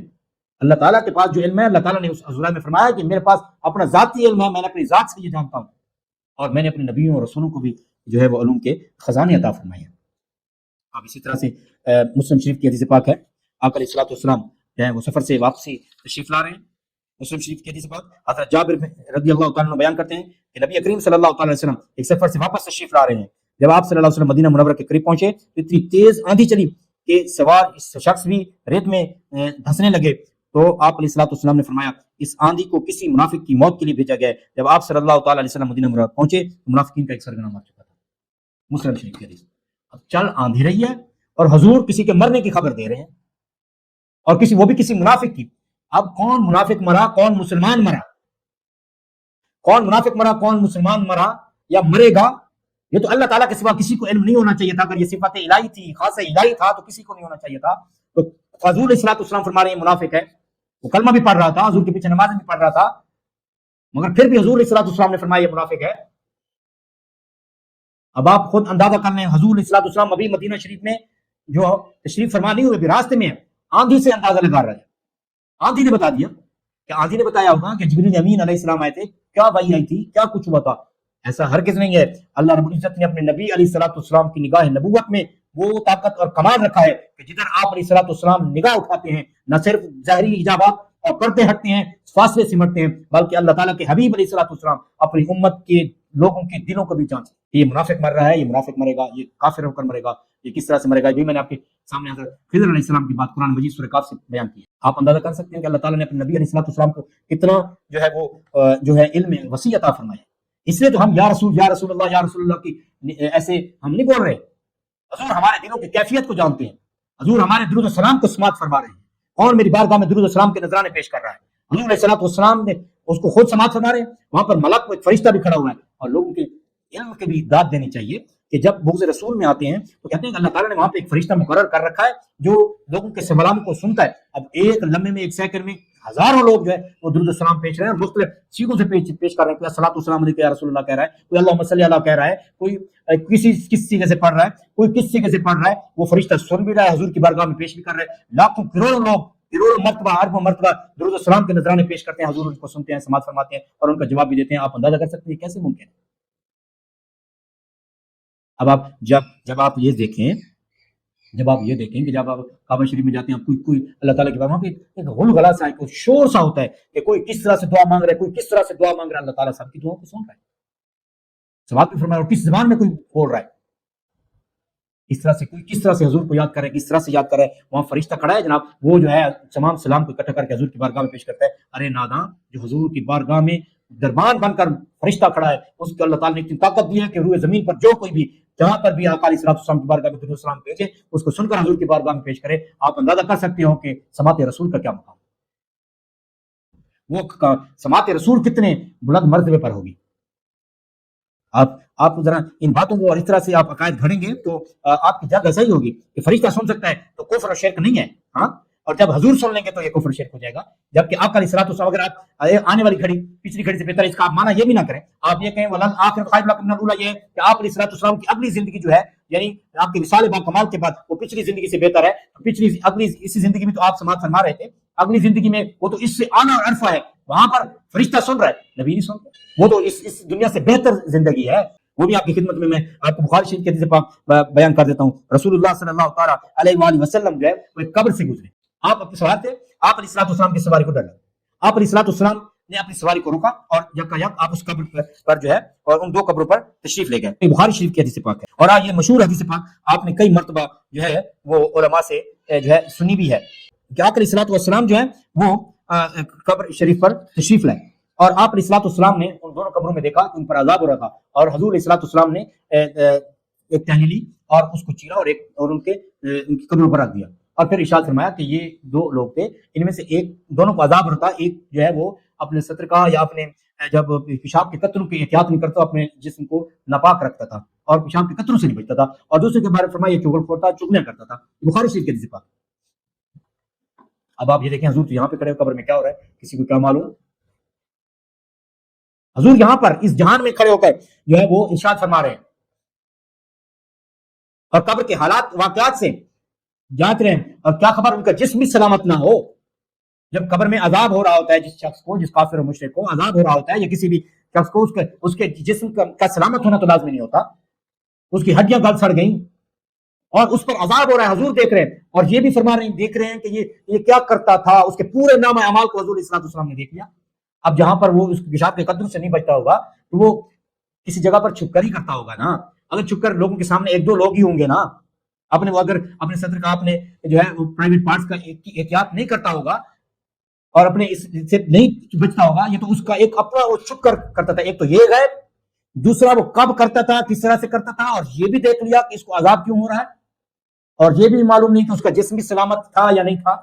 اب آپ خود اندازہ کر سکتے ہیں کہ رسول صلی اللہ علیہ وسلم، جیسے میں نے عرض کیا، اہل سنت کا یہ اعتقاد ہے کہ حضور جس طرف بھی توجہ فرماتے ہیں اللہ تعالیٰ حجابات پردوں کو ہٹا دیتا ہے اور نبی کے اوپر حقیقت آشکارا ہو جاتی ہے. اور اس کے پورے اعمال کو دیکھ لیا، وہ چغل خوریاں کرتا تھا، لوگوں سے چھپ چھپ کر کرتا تھا، حضور نے ابھی بتا دیا تو صحابہ کا حق نہیں بنتا تھا. وہ عرض کرتے کہ حضور یہ آپ کس طرح سے ارشاد فرما رہے ہیں، یہ کب مرے، کہاں مرے، ان کا خاتمہ کیسے ہوا، ان پر عذاب کیسے ہوا، یہ تو اگلے جہان کی بات ہے، حضور آپ کو کیا پتا، یہ تو خاصہ الہی تھا. کسی نے نہیں کہا. بخاری شریف کے حدیث پاک ہے. اب اسی طرح سے حدیث پاک جو ہے آقا علیہ الصلوۃ والسلام نے جو ہے یہ اب ایک اور حدیث پاک، بہت خوبصورت حدیث پاک بخاری شریف کی حدیث پاک کی ہے. اب آپ سنیں گے تو آپ کا دل جو ہے وہ باہر ہو جائے گا. اب آپ دیکھیں کہ عمیر بن اسود انسی رضی اللہ تعالیٰ عنہ بیان کرتے ہیں کہ حضرت عبادہ بن صامت رضی اللہ عنہ کے پاس ہے. حالانکہ وہ ہمس کے کنارے اپنے مکان میں رہتے تھے اور آپ کی زوجہ ام حرام بنت ملحان آپ کے ہمراہ تھی. عمیر بن اسود انسی نے کہا ہم کو ام حرام نے بیان کیا کہ انہوں نے رسول کریم صلی اللہ علیہ وسلم کو فرماتے ہوئے سنا کہ میری امت کا پہلا لشکر دریا میں جنگ کرے گا، اور انہوں نے وہ کام کیے جس سے ان کے لیے جنت واجب ہوگی. جو دریا میں جنگ کرے گا اللہ تعالیٰ وہ لشکر جنت میں جائے گا، وہ جنت کے مستحق ہوں گے. تو ام حرام نے کہا میں نے عرض کی یا رسول اللہ صلی اللہ علیہ وسلم کیا میں ان میں سے ہوں گی؟ آپ علیہ الصلوۃ والسلام نے فرمایا ہاں تم ان میں سے ہو. پھر نبی کریم صلی اللہ علیہ وسلم نے فرمایا میری امت کا پہلا لشکر جو کیسر کے شہر میں جنگ کرے گا ان کی بھی مغفرت فرما دی گئی. تو ام حرام نے عرض کی کیا حضور میں بھی اس میں شامل ہوں؟ تو یا رسول اللہ صلی اللہ علیہ وسلم نے فرمایا نہیں تم ان میں سے نہیں ہوگی. یہ ہے جناب بخاری شریف. اب آپ اندازہ کر سکتے ہیں، آپ اندازہ کرتے ہیں، حدیث نمبر ہے 184 جلد 2. اب آپ اندازہ کر سکتے ہیں حضور علیہ الصلوۃ والسلام کی نگاہ نبوت تو دیکھیے کہ کون دریا میں پہلا جنگ کرے گا، پہلا لشکر ہوگا، اس میں جو بھی شامل ہوگا وہ جنت میں جائے گا. اب کیا خبر وہ کس کا خاتمہ کس پر ہوگا، کون کل کہاں مرے گا، کیسا اس کا خاتمہ ہوگا. سورہ لقمان پڑھ کر لوگوں کو گمراہ کرنے والوں، اس کی غلط تشریحات اور تفسیریں اور من مانی تفسیریں کرنے والوں، مانوی تعریف نہیں من مانی تعریفیں کرنے والوں، حضور ارشاد فرما رہے ہیں کہ جو پہلا لشکر دریا میں جنگ کرے گا. اور بی بی ام حرام کی عظمت پہ لاکھوں سلام. صحابہ کے ایمان کی داد دیجئے. وہ عرض کرتے ہیں حضور کیا میں اس لشکر میں شامل ہوں؟ حضور نے فرمایا جی آپ اس لشکر میں شامل ہو. یعنی حضور اپنے ان لشکریوں کو بھی دیکھ رہے ہیں، ابھی جو پیدا بھی نہیں ہوئے وہ لوگ بھی اس میں شامل ہو رہے ہیں. بی بی ام حرام بھی اس میں شامل ہو رہی ہیں. آقا علیہ الصلوۃ والسلام اس کی خبر دے رہی ہیں. آقا علیہ الصلوۃ والسلام اس کی خبر دے کر ام حرام کو جو ہے وہ خوش کر رہے ہیں، اور وہ بھی خوش ہو رہی ہیں کہ اللہ تعالیٰ کے حبیب علیہ الصلوۃ والسلام کی زبان حق ترجمان سے میں بھی جنتی بن گئی ہوں. پورے کے پورے لشکر کو آقا علیہ السلام نے جنتی قرار دے دیا. اور پھر فرمایا دوسرا لشکر جو کیسر کے اس میں نہیں ہوگی. حضور کو کیا پتا، آپ تو یہ کہتے ہیں کہ حضور کو دماغ کے پیچھے کا علم نہیں. حضور تو آپ کو آگے سال سال کے بعد آنے والے واقعات کی خبر دے رہے ہیں، اور اس میں کون شامل ہوگا، کون سا لشکر میں کون شخص شامل ہوگا، کون شخص شامل نہیں ہوگا. اب آپ نے دیکھا اس میں بی بی ام حرام شامل تھی، پہلے لشکر میں شامل ہوئی، دریا میں جو جنہوں نے جنگ کی جہاد کیا اس میں شامل تھی اور جنتی قرار پائی. یہ بخاری شریف کی حدیث پاک ہے جناب. اب اسی طرح سے جو ہے آقا علیہ الصلوۃ والسلام نے خود ارشاد فرمایا، اور حضرت ابو ہریرہ رضی اللہ تعالیٰ عنہ، یہ بخاری شریف کی حدیث پاک ہے، حضرت ابو ہریرہ رضی اللہ عنہ سے روایت ہے کہ نبی کریم صلی اللہ تعالیٰ علیہ وآلہ وسلم نے ارشاد فرمایا قیامت اس وقت تک قائم نہ ہوگی جب تک دو جماعتیں باہم قتال نہ کریں اور ان کے درمیان عظیم جنگ ہوگی، اور ان دونوں کا دعویٰ ایک ہوگا اور دعویٰ ایک ہی ہوگا، اور اس وقت تک قیامت نہ ہوگی جب تک 30 کے قریب جھوٹے دجال ظاہر نہ ہوں گے اور سب کے سب یہ دعویٰ کریں گے کہ وہ اللہ کے رسول ہیں. اب آپ خود اندازہ کر لیں جب حضور علیہ الصلوۃ والسلام نے ارشاد فرما دیا کہ میں خاتم النبیین ہوں تو نبوت کا دعویٰ کرنے والوں کی تعداد کیوں آ رہی ہے؟ اس وجہ سے کہ ہم نے عظمت رسول کو داغدار کر دیا. ہم نے جہاں پر بھی جھگڑے کیے حضور کو یہ نہیں کہا، حضور کو یہ اختیار نہیں ہے. حضور علیہ الصلوۃ والسلام کو جب اختیارات کی بات کی حضور کے اختیارات کے اوپر باتیں کی، گفتگو کی اور موضوع مناظرہ بنایا، حضور علیہ السلام کی ذات مقدسہ کو موضوع مناظرہ بنایا، پھر عظمت رسول گھٹ گئی، فتنہ انکار حدیث پیدا ہوا، جب حضور کی حدیث کا انکار ہو گیا تو حضور کا دامن ہاتھ سے چھوٹا، پھر جھوٹے نبی پیدا نہیں ہوں گے تو کیا ہوگا؟ وہ لوگ جو تحقیق کے نام پر یہ بقا فساد اور خرافات بک رہے ہیں صحابہ پر، اور پھر وہ لوگ دیدہ درہن ہو کر پھر عظمت رسول پر ڈاکہ ڈالتے ہیں اور پھر ختم نبوت پر ڈاکہ ڈالتے ہیں اور پھر جھوٹے نبی ہونے کا دعویٰ کرتے ہیں اور آن لائن آ کر لوگوں کو بتا رہے ہیں اور ان کو بولنے کی تمیز نہیں ہے اور وہ نبوت کا دعویٰ کر کے بیٹھے ہوئے ہیں۔ وجہ بھی نام نہاد آج کا یہ طبقہ ہے جو تحقیق کے نام پر عصر حاضر کے علماء سے لے کر صحابہ تک اور صحابہ سے لے کر حضور تک لوگوں کو متنفر کر رہے ہیں، دین اسلام سے متنفر کر رہے ہیں۔ حضور علیہ السلام کی ذات مقدسہ کوئی متنازع فی شخصیت بنا دیا۔ نادانو، جب دامن رسول ہاتھ سے چھوٹ جاتا ہے توحید باقی نہیں رہتی۔ یہ اصول ہے کیونکہ اللہ تعالیٰ نے اپنی توحید کی بنیاد ہر زمانے میں اپنے نبی اور رسول کی ذات پر رکھی، ان کی ذات مقدسات پر رکھی ہے، اور جب تک ایک نبی کا زمانہ ختم ہوا امت اپنے نبی کی تعلیمات کے ساتھ تمسک میں رہی، جب ان کا نبی کے دامن کو چھوڑا، نبی کی تعلیمات کو چھوڑا، شرک ان کا مقدر بن گیا۔ توحید نبی کے ساتھ تمسک کرنے، نبی علیہ السلام اپنے زمانے کے نبی کے دامن کے ساتھ وابستگی سے توحید کا درس حاصل ہوتا ہے۔ اب یہ مسلم شریف کی حدیث پاک ہے،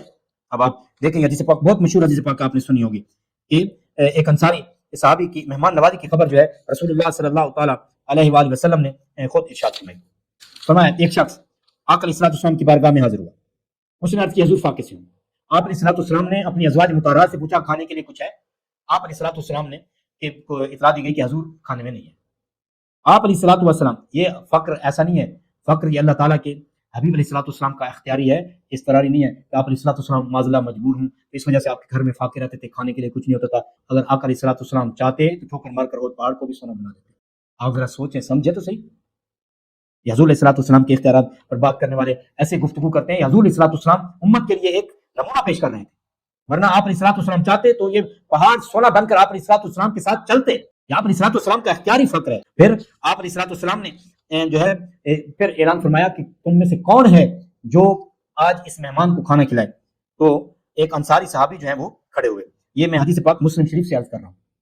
وہ انصاری صحابی جو ہے وہ کھڑے ہوئے اور جب وہ مہمان کو گھر لے کر چلے تو اس انصاری صحابی نے اپنی زوجہ محترمہ سے پوچھا کہ آج کھانے میں کچھ ہے؟ تو اس نے بتایا کہ آج کھانے کے لیے اتنا ہے جو بچوں کے لیے ہے، ہمارے پاس اور زیادہ نہیں ہے۔ تو انہوں نے کہا کہ آپ یہ کھانا لے آئیں اور جب ہم کھانا کھا رہے ہوں، کیونکہ کھانا بہت کم ہے اور جو مہمان ہے وہ بہت بھوکا ہے، فاقے سے ہے، تو آپ اس طرح کرنا کہ میں جو ہے جب دسترخوان پر بیٹھوں اور مہمان بھی بیٹھے تو آپ نے چراغ کو بجھا دینا ہے، گل کر دینا ہے۔ اب بی بی صاحب جب وہ کھانا کھانے کے لیے بیٹھے تو چراغ کو بی بی صاحبہ نے حسب ہدایت جو ہے وہ چراغ کو گل کر دیا، اور پھر وہ انصاری صحابی جو ہے صرف فقط منہ ہلاتے رہے اور ان کو ایسا دکھاوا کرتے رہے کہ میں بھی کھا رہا ہوں جیسے تم کھا رہے ہو، میں بھی کھا رہا ہوں۔ مہمان نے پیٹ بھر کر کھایا۔ جب وہ صبح رسول اللہ صلی اللہ علیہ وسلم کی بارگاہ میں حاضر ہوئے تو آقا علیہ السلام نے ارشاد فرمایا کہ کل تم نے جو اپنے مہمان کی مہمان نوازی کی ہے وہ اللہ تعالیٰ کو بہت پسند ہے۔ حدیث شریف میں کہیں نہیں ہے کہ جبریل امین علیہ السلام نے آ کر بتایا ہو، یا اس طرح کے واقعات اور بھی بہت ساری باتیں یہاں پر کی جا سکتی ہیں۔ رسول اللہ صلی اللہ تعالیٰ علیہ وآلہ وسلم نے اپنے اس کی مہمان نوازی کو بھی دیکھ لیا۔ وہ رات کے اندھیرے میں چراغ بھی گل ہو گیا، پھر بھی نگاہ نبوت سے وہ پوشیدہ نہ رہی اس کی مہمان نوازی۔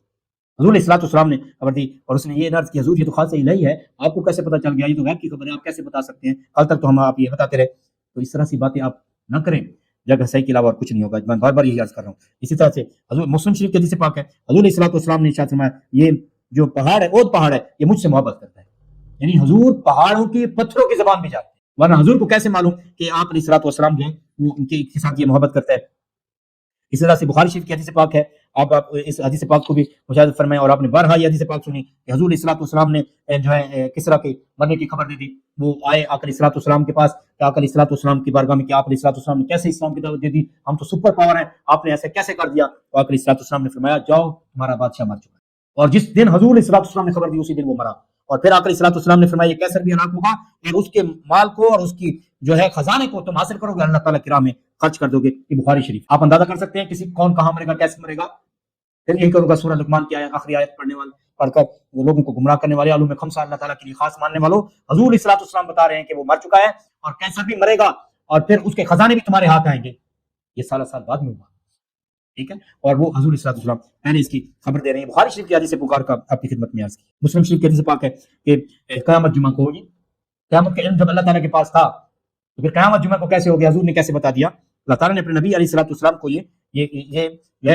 علم وسیع عطا فرمایا۔ حضور یہ مسلم شریف کی حدیث پاک ہے، حدیث نمبر ہے 1977۔ رسول اللہ صلی اللہ علیہ وسلم نے ارشاد فرمایا بہترین جس میں سورج طلوع ہوتا ہے وہ جمعہ کا دن ہے، اسی دن حضرت آدم علیہ السلام کو پیدا کیا گیا اور اسی دن انہیں جنت میں داخل کیا جائے گا اور اسی دن انہیں وہاں سے نکالا گیا اور قیامت بھی جمعہ کے دن ہی ہوگی۔ مسلم شریف جو ہے کی حدیث مقدسہ ہے یہ۔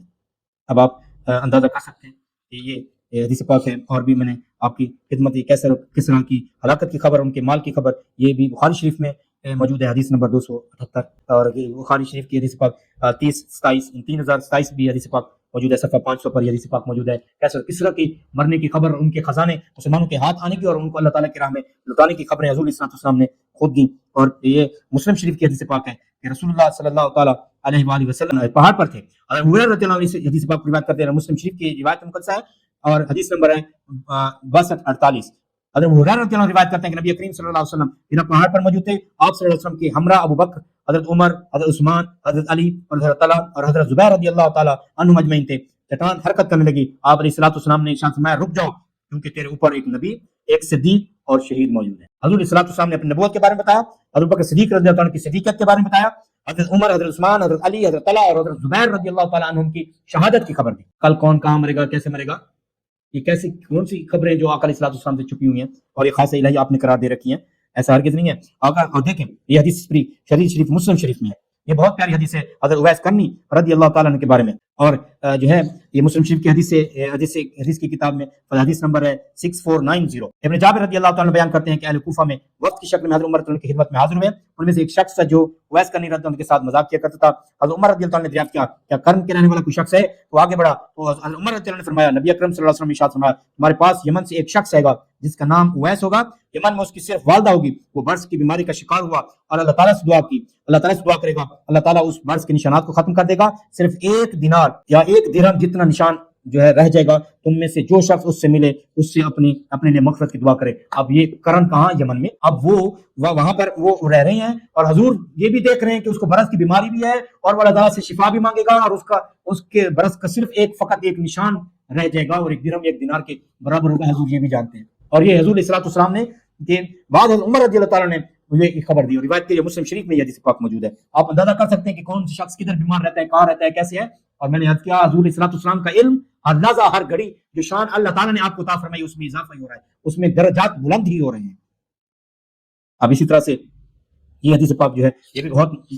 خوبصورت، اب آپ دیکھیں نگاہ رسول کا کمال دیکھیں، میں آپ کو چیدہ احادیث مبارک آپ کی خدمت میں عرض کر رہا ہوں، ورنہ درجنوں احادیث مقدسات اور بھی ہیں جو آقا علیہ الصلوۃ والسلام کے علم غیب پر دلالت کرتی ہیں۔ اب آپ دیکھیں حضرت جابر بن عبداللہ رضی اللہ عنہ بیان کرتے ہیں حضرت سعد بن معاذ کا جنازہ لوگوں کے سامنے رکھا ہوا تھا، نبی صلی اللہ علیہ وسلم نے ارشاد فرمایا اس کی روح کی عالم بالا میں آمد کی وجہ سے عرش الہی جھوم اٹھا ہے۔ آپ اندازہ کر سکتے ہیں کہ عرش الہی ساتوں آسمانوں سے بھی بلند، سدرۃ المنتہا سے بھی کہیں آگے عرش اولی ہے، اور وہ جو ہے سعد بن معاذ رضی اللہ تعالیٰ عنہ کے وصال پر خوشی سے جھوم رہا ہے کہ آج ان کی روح عالم ارواح میں آ گئی ہے۔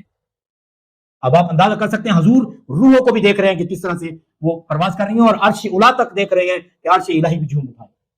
یہ حدیث پاک مسلم شریف میں یہ حدیث پاک موجود ہے، کتاب فضائل الصحابہ میں حدیث نمبر ہے 6221،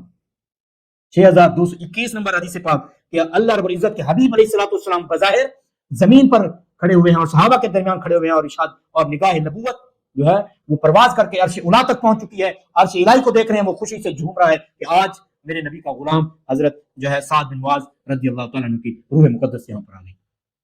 اب آپ خود اندازہ کر سکتے ہیں حضور کے اب یہ گنبد خضرا یہاں سے 3-4 ہزار 5 ہزار 10 ہزار 20 ہزار 40 ہزار کلومیٹر کے فاصلے پر ہوگا اپنے امتیوں سے دور، وہاں سے نگاہ نبوت سے حضور کیوں نہیں دیکھ رہے، جبکہ اللہ تعالیٰ کے حبیب علیہ الصلوۃ والسلام کا مقام ہر لحظہ ہر گھڑی بڑھتا ہی چلا جا رہا ہے۔ اب اسی طرح سے آپ نے جو ہے یہ بخاری شریف کی حدیث، یہ اور بھی حسین اور خوبصورت حدیث مبارکہ، آپ کا دل جو ہے وہ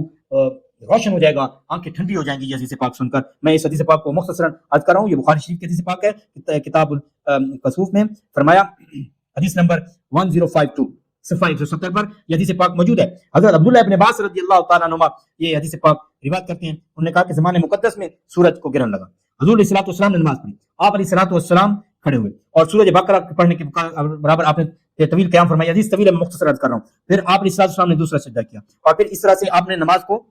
تمام کیا. آپ علیہ الصلوۃ والسلام نماز سے فارغ ہوئے، سورج روشن ہو چکا تھا. آپ صلی اللہ علیہ وسلم نے فرمایا شمس و قمر اللہ تعالیٰ کی نشانیوں میں سے دو نشانیاں ہیں، یہ کسی کی موت و حیات کے سبب بے نور نہیں ہوتے، جب ان کا بے نور ہونا دیکھا کرو تو اللہ تعالیٰ کا ذکر کیا کرو. صحابہ کرام رضوان تجمعین نے عرض کی یا رسول اللہ صلی اللہ تعالیٰ علیہ وسلم، ہم نے دیکھا ہے کہ آپ علیہ الصلوۃ والسلام اپنی جگہ پر کھڑے کھڑے کچھ پکڑتے، آپ علیہ السلام کو کچھ پکڑتے دیکھا، پھر آپ علیہ الصلوۃ والسلام پیچھے ہٹ جاتے ہیں، پھر آپ علیہ الصلوۃ والسلام نے اب آپ دیکھیں حضور علیہ الصلوۃ والسلام ارشاد فرماتے کہ لوگوں کہ تم اللہ تعالیٰ کی نماز پڑھ رہے تھے یا مجھے دیکھ رہے تھے؟ یعنی صحابہ کی عزت اور عظمت پہ لاکھوں سلام ہوں، وہ عبادت الہی کر رہے تھے، اللہ تعالیٰ کی بارگاہ میں قیام کر رہے ہیں، رکوع کر رہے ہیں، سجود کر رہے ہیں، مگر نظریں صراط رسول پر اور عرض کر رہے ہیں. حضور علیہ الصلوۃ والسلام کو فقط دیکھ نہیں رہے، آپ علیہ الصلوۃ والسلام کے ہر ادا کا مشاہدہ بھی کر رہے ہیں اور عرض کر رہے ہیں کہ حضور آپ علیہ الصلوۃ والسلام اپنی جگہ پر کھڑے اور ہم نے دیکھا کہ آپ علیہ الصلوۃ والسلام کچھ چیز پکڑ رہے ہیں اور پیچھے ہٹ جاتے ہیں. آپ صلی اللہ علیہ وسلم نے فرمایا کہ ہاں میں نے جنت کو دیکھا اور میں نے انگور کا گچھا پکڑنا چاہا کہ اس کو لے لوں، اور اگر میں وہ لے لیتا تو تا صبح قیامت تم کھاتے رہتے وہ ختم نہ ہوتا. پھر میں نے جہنم کو دیکھا، مجھے جہنم دکھائی گئی، میں نے اس سے زیادہ خوفناک منظر آج تک نہیں دیکھا. آج جیسے آج دیکھا ہے، میں نے دیکھا کہ اس میں رہنے والوں میں کی اکثریت عورتوں کی ہے. لوگوں نے عرض کی حضور اس کی وجہ، آپ صلی اللہ علیہ وسلم فرمایا وہ کفران نعمت کرتی ہیں، اپنے شوہروں کا کوئی ناشکری کرتی ہیں اور احسان کا انکار کرتی ہیں، اور پھر جو ہے یہ بات کرتی ہیں کہ جب سے تمہارے نکاح میں ہوں تو جب بھی کوئی ناموافق تھوڑی سی چیز دیکھ لیتی ہیں تو کہتی ہیں کہ ہم نے تم میں سے کوئی اچھی چیز ہی نہیں دیکھی. یعنی جہنم کو دیکھا، اس میں جلنے والی عورتوں کو بھی دیکھا، جنت کو بھی دیکھا، اور اس کا گچھا بھی پکڑنا چاہا. یہ بخاری شریف ہے جناب. یعنی بظاہر آپ نماز پڑھ رہے ہیں اور آپ علیہ الصلوۃ والسلام نے ہاتھ بڑھایا اور جنت کہاں پر ہے، اور یہ علم غیب ہے اور حضور وہاں سے مشاہدہ فرما رہے ہیں. اب گنبد خضرا یہاں سے تو چند ہزار میل کے فاصلے پر ہے، کیوں نہ ہم اپنے رسول کو یاد کریں، کیوں نہ ہم درود السلام کے نذرانے پیش کریں اور حضور علیہ الصلوۃ والسلام کے بارے میں یہ اعتقاد اور یقین رکھیں کہ حضور اپنی نگاہ نبوت سے ہمیں دیکھ رہے ہیں. جب ان کی نگاہ نبوت اور ان کا ید قدرت تصرف جنت میں پہنچ چکا اور ہر لحظہ ہر گھڑی اللہ تعالیٰ اپنے نبی کے درجات کو بلند کر رہے ہیں اور اللہ تعالیٰ کی نوازشیں اور اللہ تعالیٰ کے حبیب علیہ الصلوۃ والسلام پر لحظہ بلحظہ بڑھتی چلی جا رہی ہیں. اب یہ بھی مسلم شریف کی حدیث پاک ہے. اب آپ خود دیکھیں، آپ علیہ الصلوۃ والسلام کے غلاموں نے ایک گڑگڑاہٹ کی آواز سنی، نبی کریم صلی اللہ علیہ وسلم سے دریافت کیا. یہ مسلم شریف کی حدیث پاک ہے، حدیث نمبر ہے 7167. کیا تم جانتے ہو کہ یہ کیا چیز ہے؟ ہم نے عرض کیا اللہ اور اس کا رسول بہتر جانتے ہیں. نبی کریم صلی اللہ علیہ وسلم فرمایا ایک پتھر ہے جسے 70 برس پہلے جہنم میں پھینک گیا اور یہ گرتا رہا یہاں تک کہ آج جہنم کی تہ میں پہنچا. حضور نے سماعت کیا اور آپ کے توسط سے جو ہے لوگوں نے بھی سماعت کیا اور علیہ الصلوۃ والسلام پر ایمان لائے. اب آپ خود اندازہ کریں، حضور علیہ الصلوۃ والسلام جہنم کے گرنے کے پتھر کی آواز سن سکتے ہیں، یہاں پہ آپ رسول کو پکارے الصلوۃ والسلام علیک یا رسول اللہ کا درود السلام بھیجیں، وہ نہیں سن سکتے؟ یہ عقائد اپنی طرف سے آپ گھڑیں گے تو پھر اس طرح سے ہی لوگوں کے ایمان کو ہی خراب کریں گے تو اور کچھ نہیں ہو سکتا. اس طرح سے اب میں دو اور حدیث مبارکہ جو آپ کی خدمت میں عرض کرتا ہوں، وہ بھی بخاری شریف کی یہ دونوں حدیث مبارکہ ہیں. آپ علیہ الصلوۃ والسلام نے جو ہے وہ ارشاد فرمایا کہ میں، یہ اسامہ بن زید رضی اللہ عنہ سے روایت ہے، حدیث نمبر 3597 جو ہے کتاب المناقب میں صفحہ 604 پر. اب آپ حضرت اسامہ بن زید رضی اللہ عنہ سے روایت ہے، انہوں نے کہا کہ نبی کریم صلی اللہ علیہ وسلم نے مدینہ منورہ کے قلعوں میں ایک قلعہ پر تشریف فرمایا، کیا میں جو دیکھ رہا ہوں تم دیکھ رہے ہو؟ میں تمہارے گھروں میں فتنوں کو ایسے گرتے دیکھ رہا ہوں جیسے بارش کے قطروں کو گرنے کی جگہ دیکھتے ہیں. یعنی فتنے ایسے تمہارے گھروں پر گریں گے، ایسے تمہارے فتنے جو تمہارے گھروں پر گر رہے ہیں، اور آج ہم دیکھ رہے ہیں کہ فتنے ہر گھر میں گر رہے ہیں. حضور علیہ الصلوۃ والسلام نے 1400 سال پہلے یہ مشاہدہ فرمایا. اور پھر ایک آخری حدیث مقدسہ جو آپ کی خدمت میں گوش گزار کرنا چاہتا ہوں وہ یہ ہے کہ آپ علیہ الصلوۃ والسلام نے ارشاد فرمایا. حضرت عقبہ بن عامر رضی اللہ تعالیٰ سے روایت ہے، بخاری شریف کتاب الجنائز حدیث نمبر 1344. نبی کریم صلی اللہ علیہ وسلم نے ایک دن باہر تشریف لائے اور میں شہید ہو جانے والوں پر نماز پڑھی، جیسے کہ آپ صلی اللہ علیہ وسلم میت پر نماز پڑھتے ہیں. پھر آپ صلی اللہ علیہ وسلم ممبر پر تشریف لائے، واپس تشریف لائے اور ممبر پر جلوہ افروز ہو کر فرمایا میں تمہارے یہ مقدمہ ہوں اور میں تم پر گواہ ہوں، اور اللہ کی قسم میں اپنے حوض کو اب بھی دیکھ رہا ہوں اور میں زمین کے خزانوں کی کنجیاں دیا گیا ہوں. اور فرمایا زمین کی کنجیاں، اور بے شک اللہ کی قسم میں تم پر شرک کرنے کا خوف نہیں رکھتا، لیکن مجھے تم پر یہ خوف ہے کہ تم دنیا میں رغبت کرنے لگ جاؤ گے. بخاری شریف ہے. یعنی حضور علیہ الصلوۃ والسلام نے قبرستان میں یعنی غزوہ احد میں شہید ہونے والے کے ہونے والے اصحاب کی قبروں پر یہ خطبہ ارشاد فرمایا کہ اللہ تعالیٰ نے مجھے زمین و آسمان کی کنجیاں دے دی ہیں، اور لوگ وہ آیت پڑھتے ہیں کہ لوگوں سے کہیے کہ میرے پاس اللہ تعالیٰ کے خزانے نہیں ہیں، میں غیب کا علم نہیں جانتا، اور پھر جو ہے آپ لوگوں سے کہیے کہ اگر میرے پاس علم غیب ہوتا تو میں کسی خیر جمع کر لیتا۔ آپ خود اندازہ کریں یہ قرآن مجید انشاءاللہ تعالیٰ اگر نشست میں ہماری یہ سوال جواب کیا ہے، انشاءاللہ تعالیٰ پہلا سوال بھی یہی ہوگا، یہ اس کا انشاءاللہ تعالیٰ کافی شافی جواب دیں گے۔ ابھی میں نے آپ کی خدمت میں درجنوں احادیث مبارکہ 20 احادیث مبارکہ خدمت میں عرض کی ہیں، اور یہ اللہ تعالیٰ کے حبیب خود صلی اللہ علیہ وسلم ارشاد فرما رہے ہیں کہ اللہ تعالیٰ نے مجھے زمین کی کنجیاں عطا کر دی ہیں، یعنی زمین کے خزانے میرے پاس آ گئے ہیں، اور میں دیکھ رہا ہوں کہ تم شرک نہیں کرو گے، اور لوگ اس کو شرک بتاتے ہیں۔ حضور فرما رہے ہیں تم شرک نہیں کرو گے، بخاری شریف کی حدیث، اور مجھے خوف ہے کہ تم مال و دولت کی ہوس میں پڑ جاؤ گے، دنیا کی رغبت میں پڑ جاؤ گے، اور مجھے اللہ تعالیٰ نے جو ہے وہ زمین کی کنجیاں عطا کر دی ہیں، اور انشاءاللہ تعالیٰ کل جو ہے ہم اسی پر ہی جو ہے اسی جگہ سے گفتگو کریں گے۔ اور یہاں پر جو اعتراض کیا جاتا ہے اللہ تعالیٰ نے جو ہے کہ میرے محبوب آپ ارشاد فرمائیے کہ میرے پاس خزانے نہیں ہیں، اور جو ہے میرے پاس جو ہے، اور میں اگر غیب جان لیتا تو میں ڈھیر ساری خیر کثیر جمع کر لیتا۔ اس طرح کی آیات مقدسات پڑھ کر، سورہ لقمان کے میں 5 والی آیتیں پڑھ کر، آیت مقدسہ پڑھ کر، اور پھر یہ اسی طرح سے اور دیگر یہ آیات مقدسات پڑھ کر لوگوں کو گمراہ کیا جاتا ہے، اور اس کی غلط تشریحات اور تفسیریں بیان کی جاتی ہیں۔ یہ تشریحات، یہ تفسیریں نہیں ہیں، یہ مانوی تحریفیں نہیں ہیں، بلکہ یہ من مانی تحریفیں کرتے ہیں، اور اللہ تعالیٰ کا کلام پڑھتے ہو اور پھر کہتے ہو کہ یہ کلام الہی ہے۔ حضور کے پاس اگر علم نہیں ہے، حضور کے پاس اگر اختیارات نہیں ہیں، تو پھر اللہ تعالیٰ نے کائنات میں کس کو اختیار دے رکھا ہے؟ انشاءاللہ تعالیٰ اس طرح کے دیگر سوالات جو ہیں، اور جو قرآن کی روشنی میں جو آیتیں پڑھ کر لوگوں کو گمراہ کرنے کی ناکام کوشش کی جاتی ہے، انشاءاللہ تبارک و تعالیٰ ہم اس پر کل اگلی نشست میں جو ہے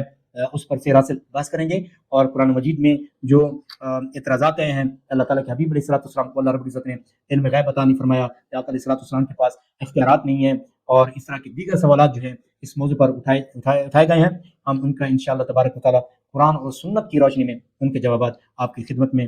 عرض کرنے کی سعادت حاصل کریں گے۔ اللہ رب العزت سے دعا ہے کہ اللہ رب العزت ہمیں اپنے نبی علیہ الصلوۃ والسلام کے ساتھ غیر مشروط محبت، غیر مشروط عشق رکھنے کی توفیق عطا فرمائے۔ پیام عشق رسول ہے جہاں تک پہنچے۔ وما علیہ الا البلاغ المبین۔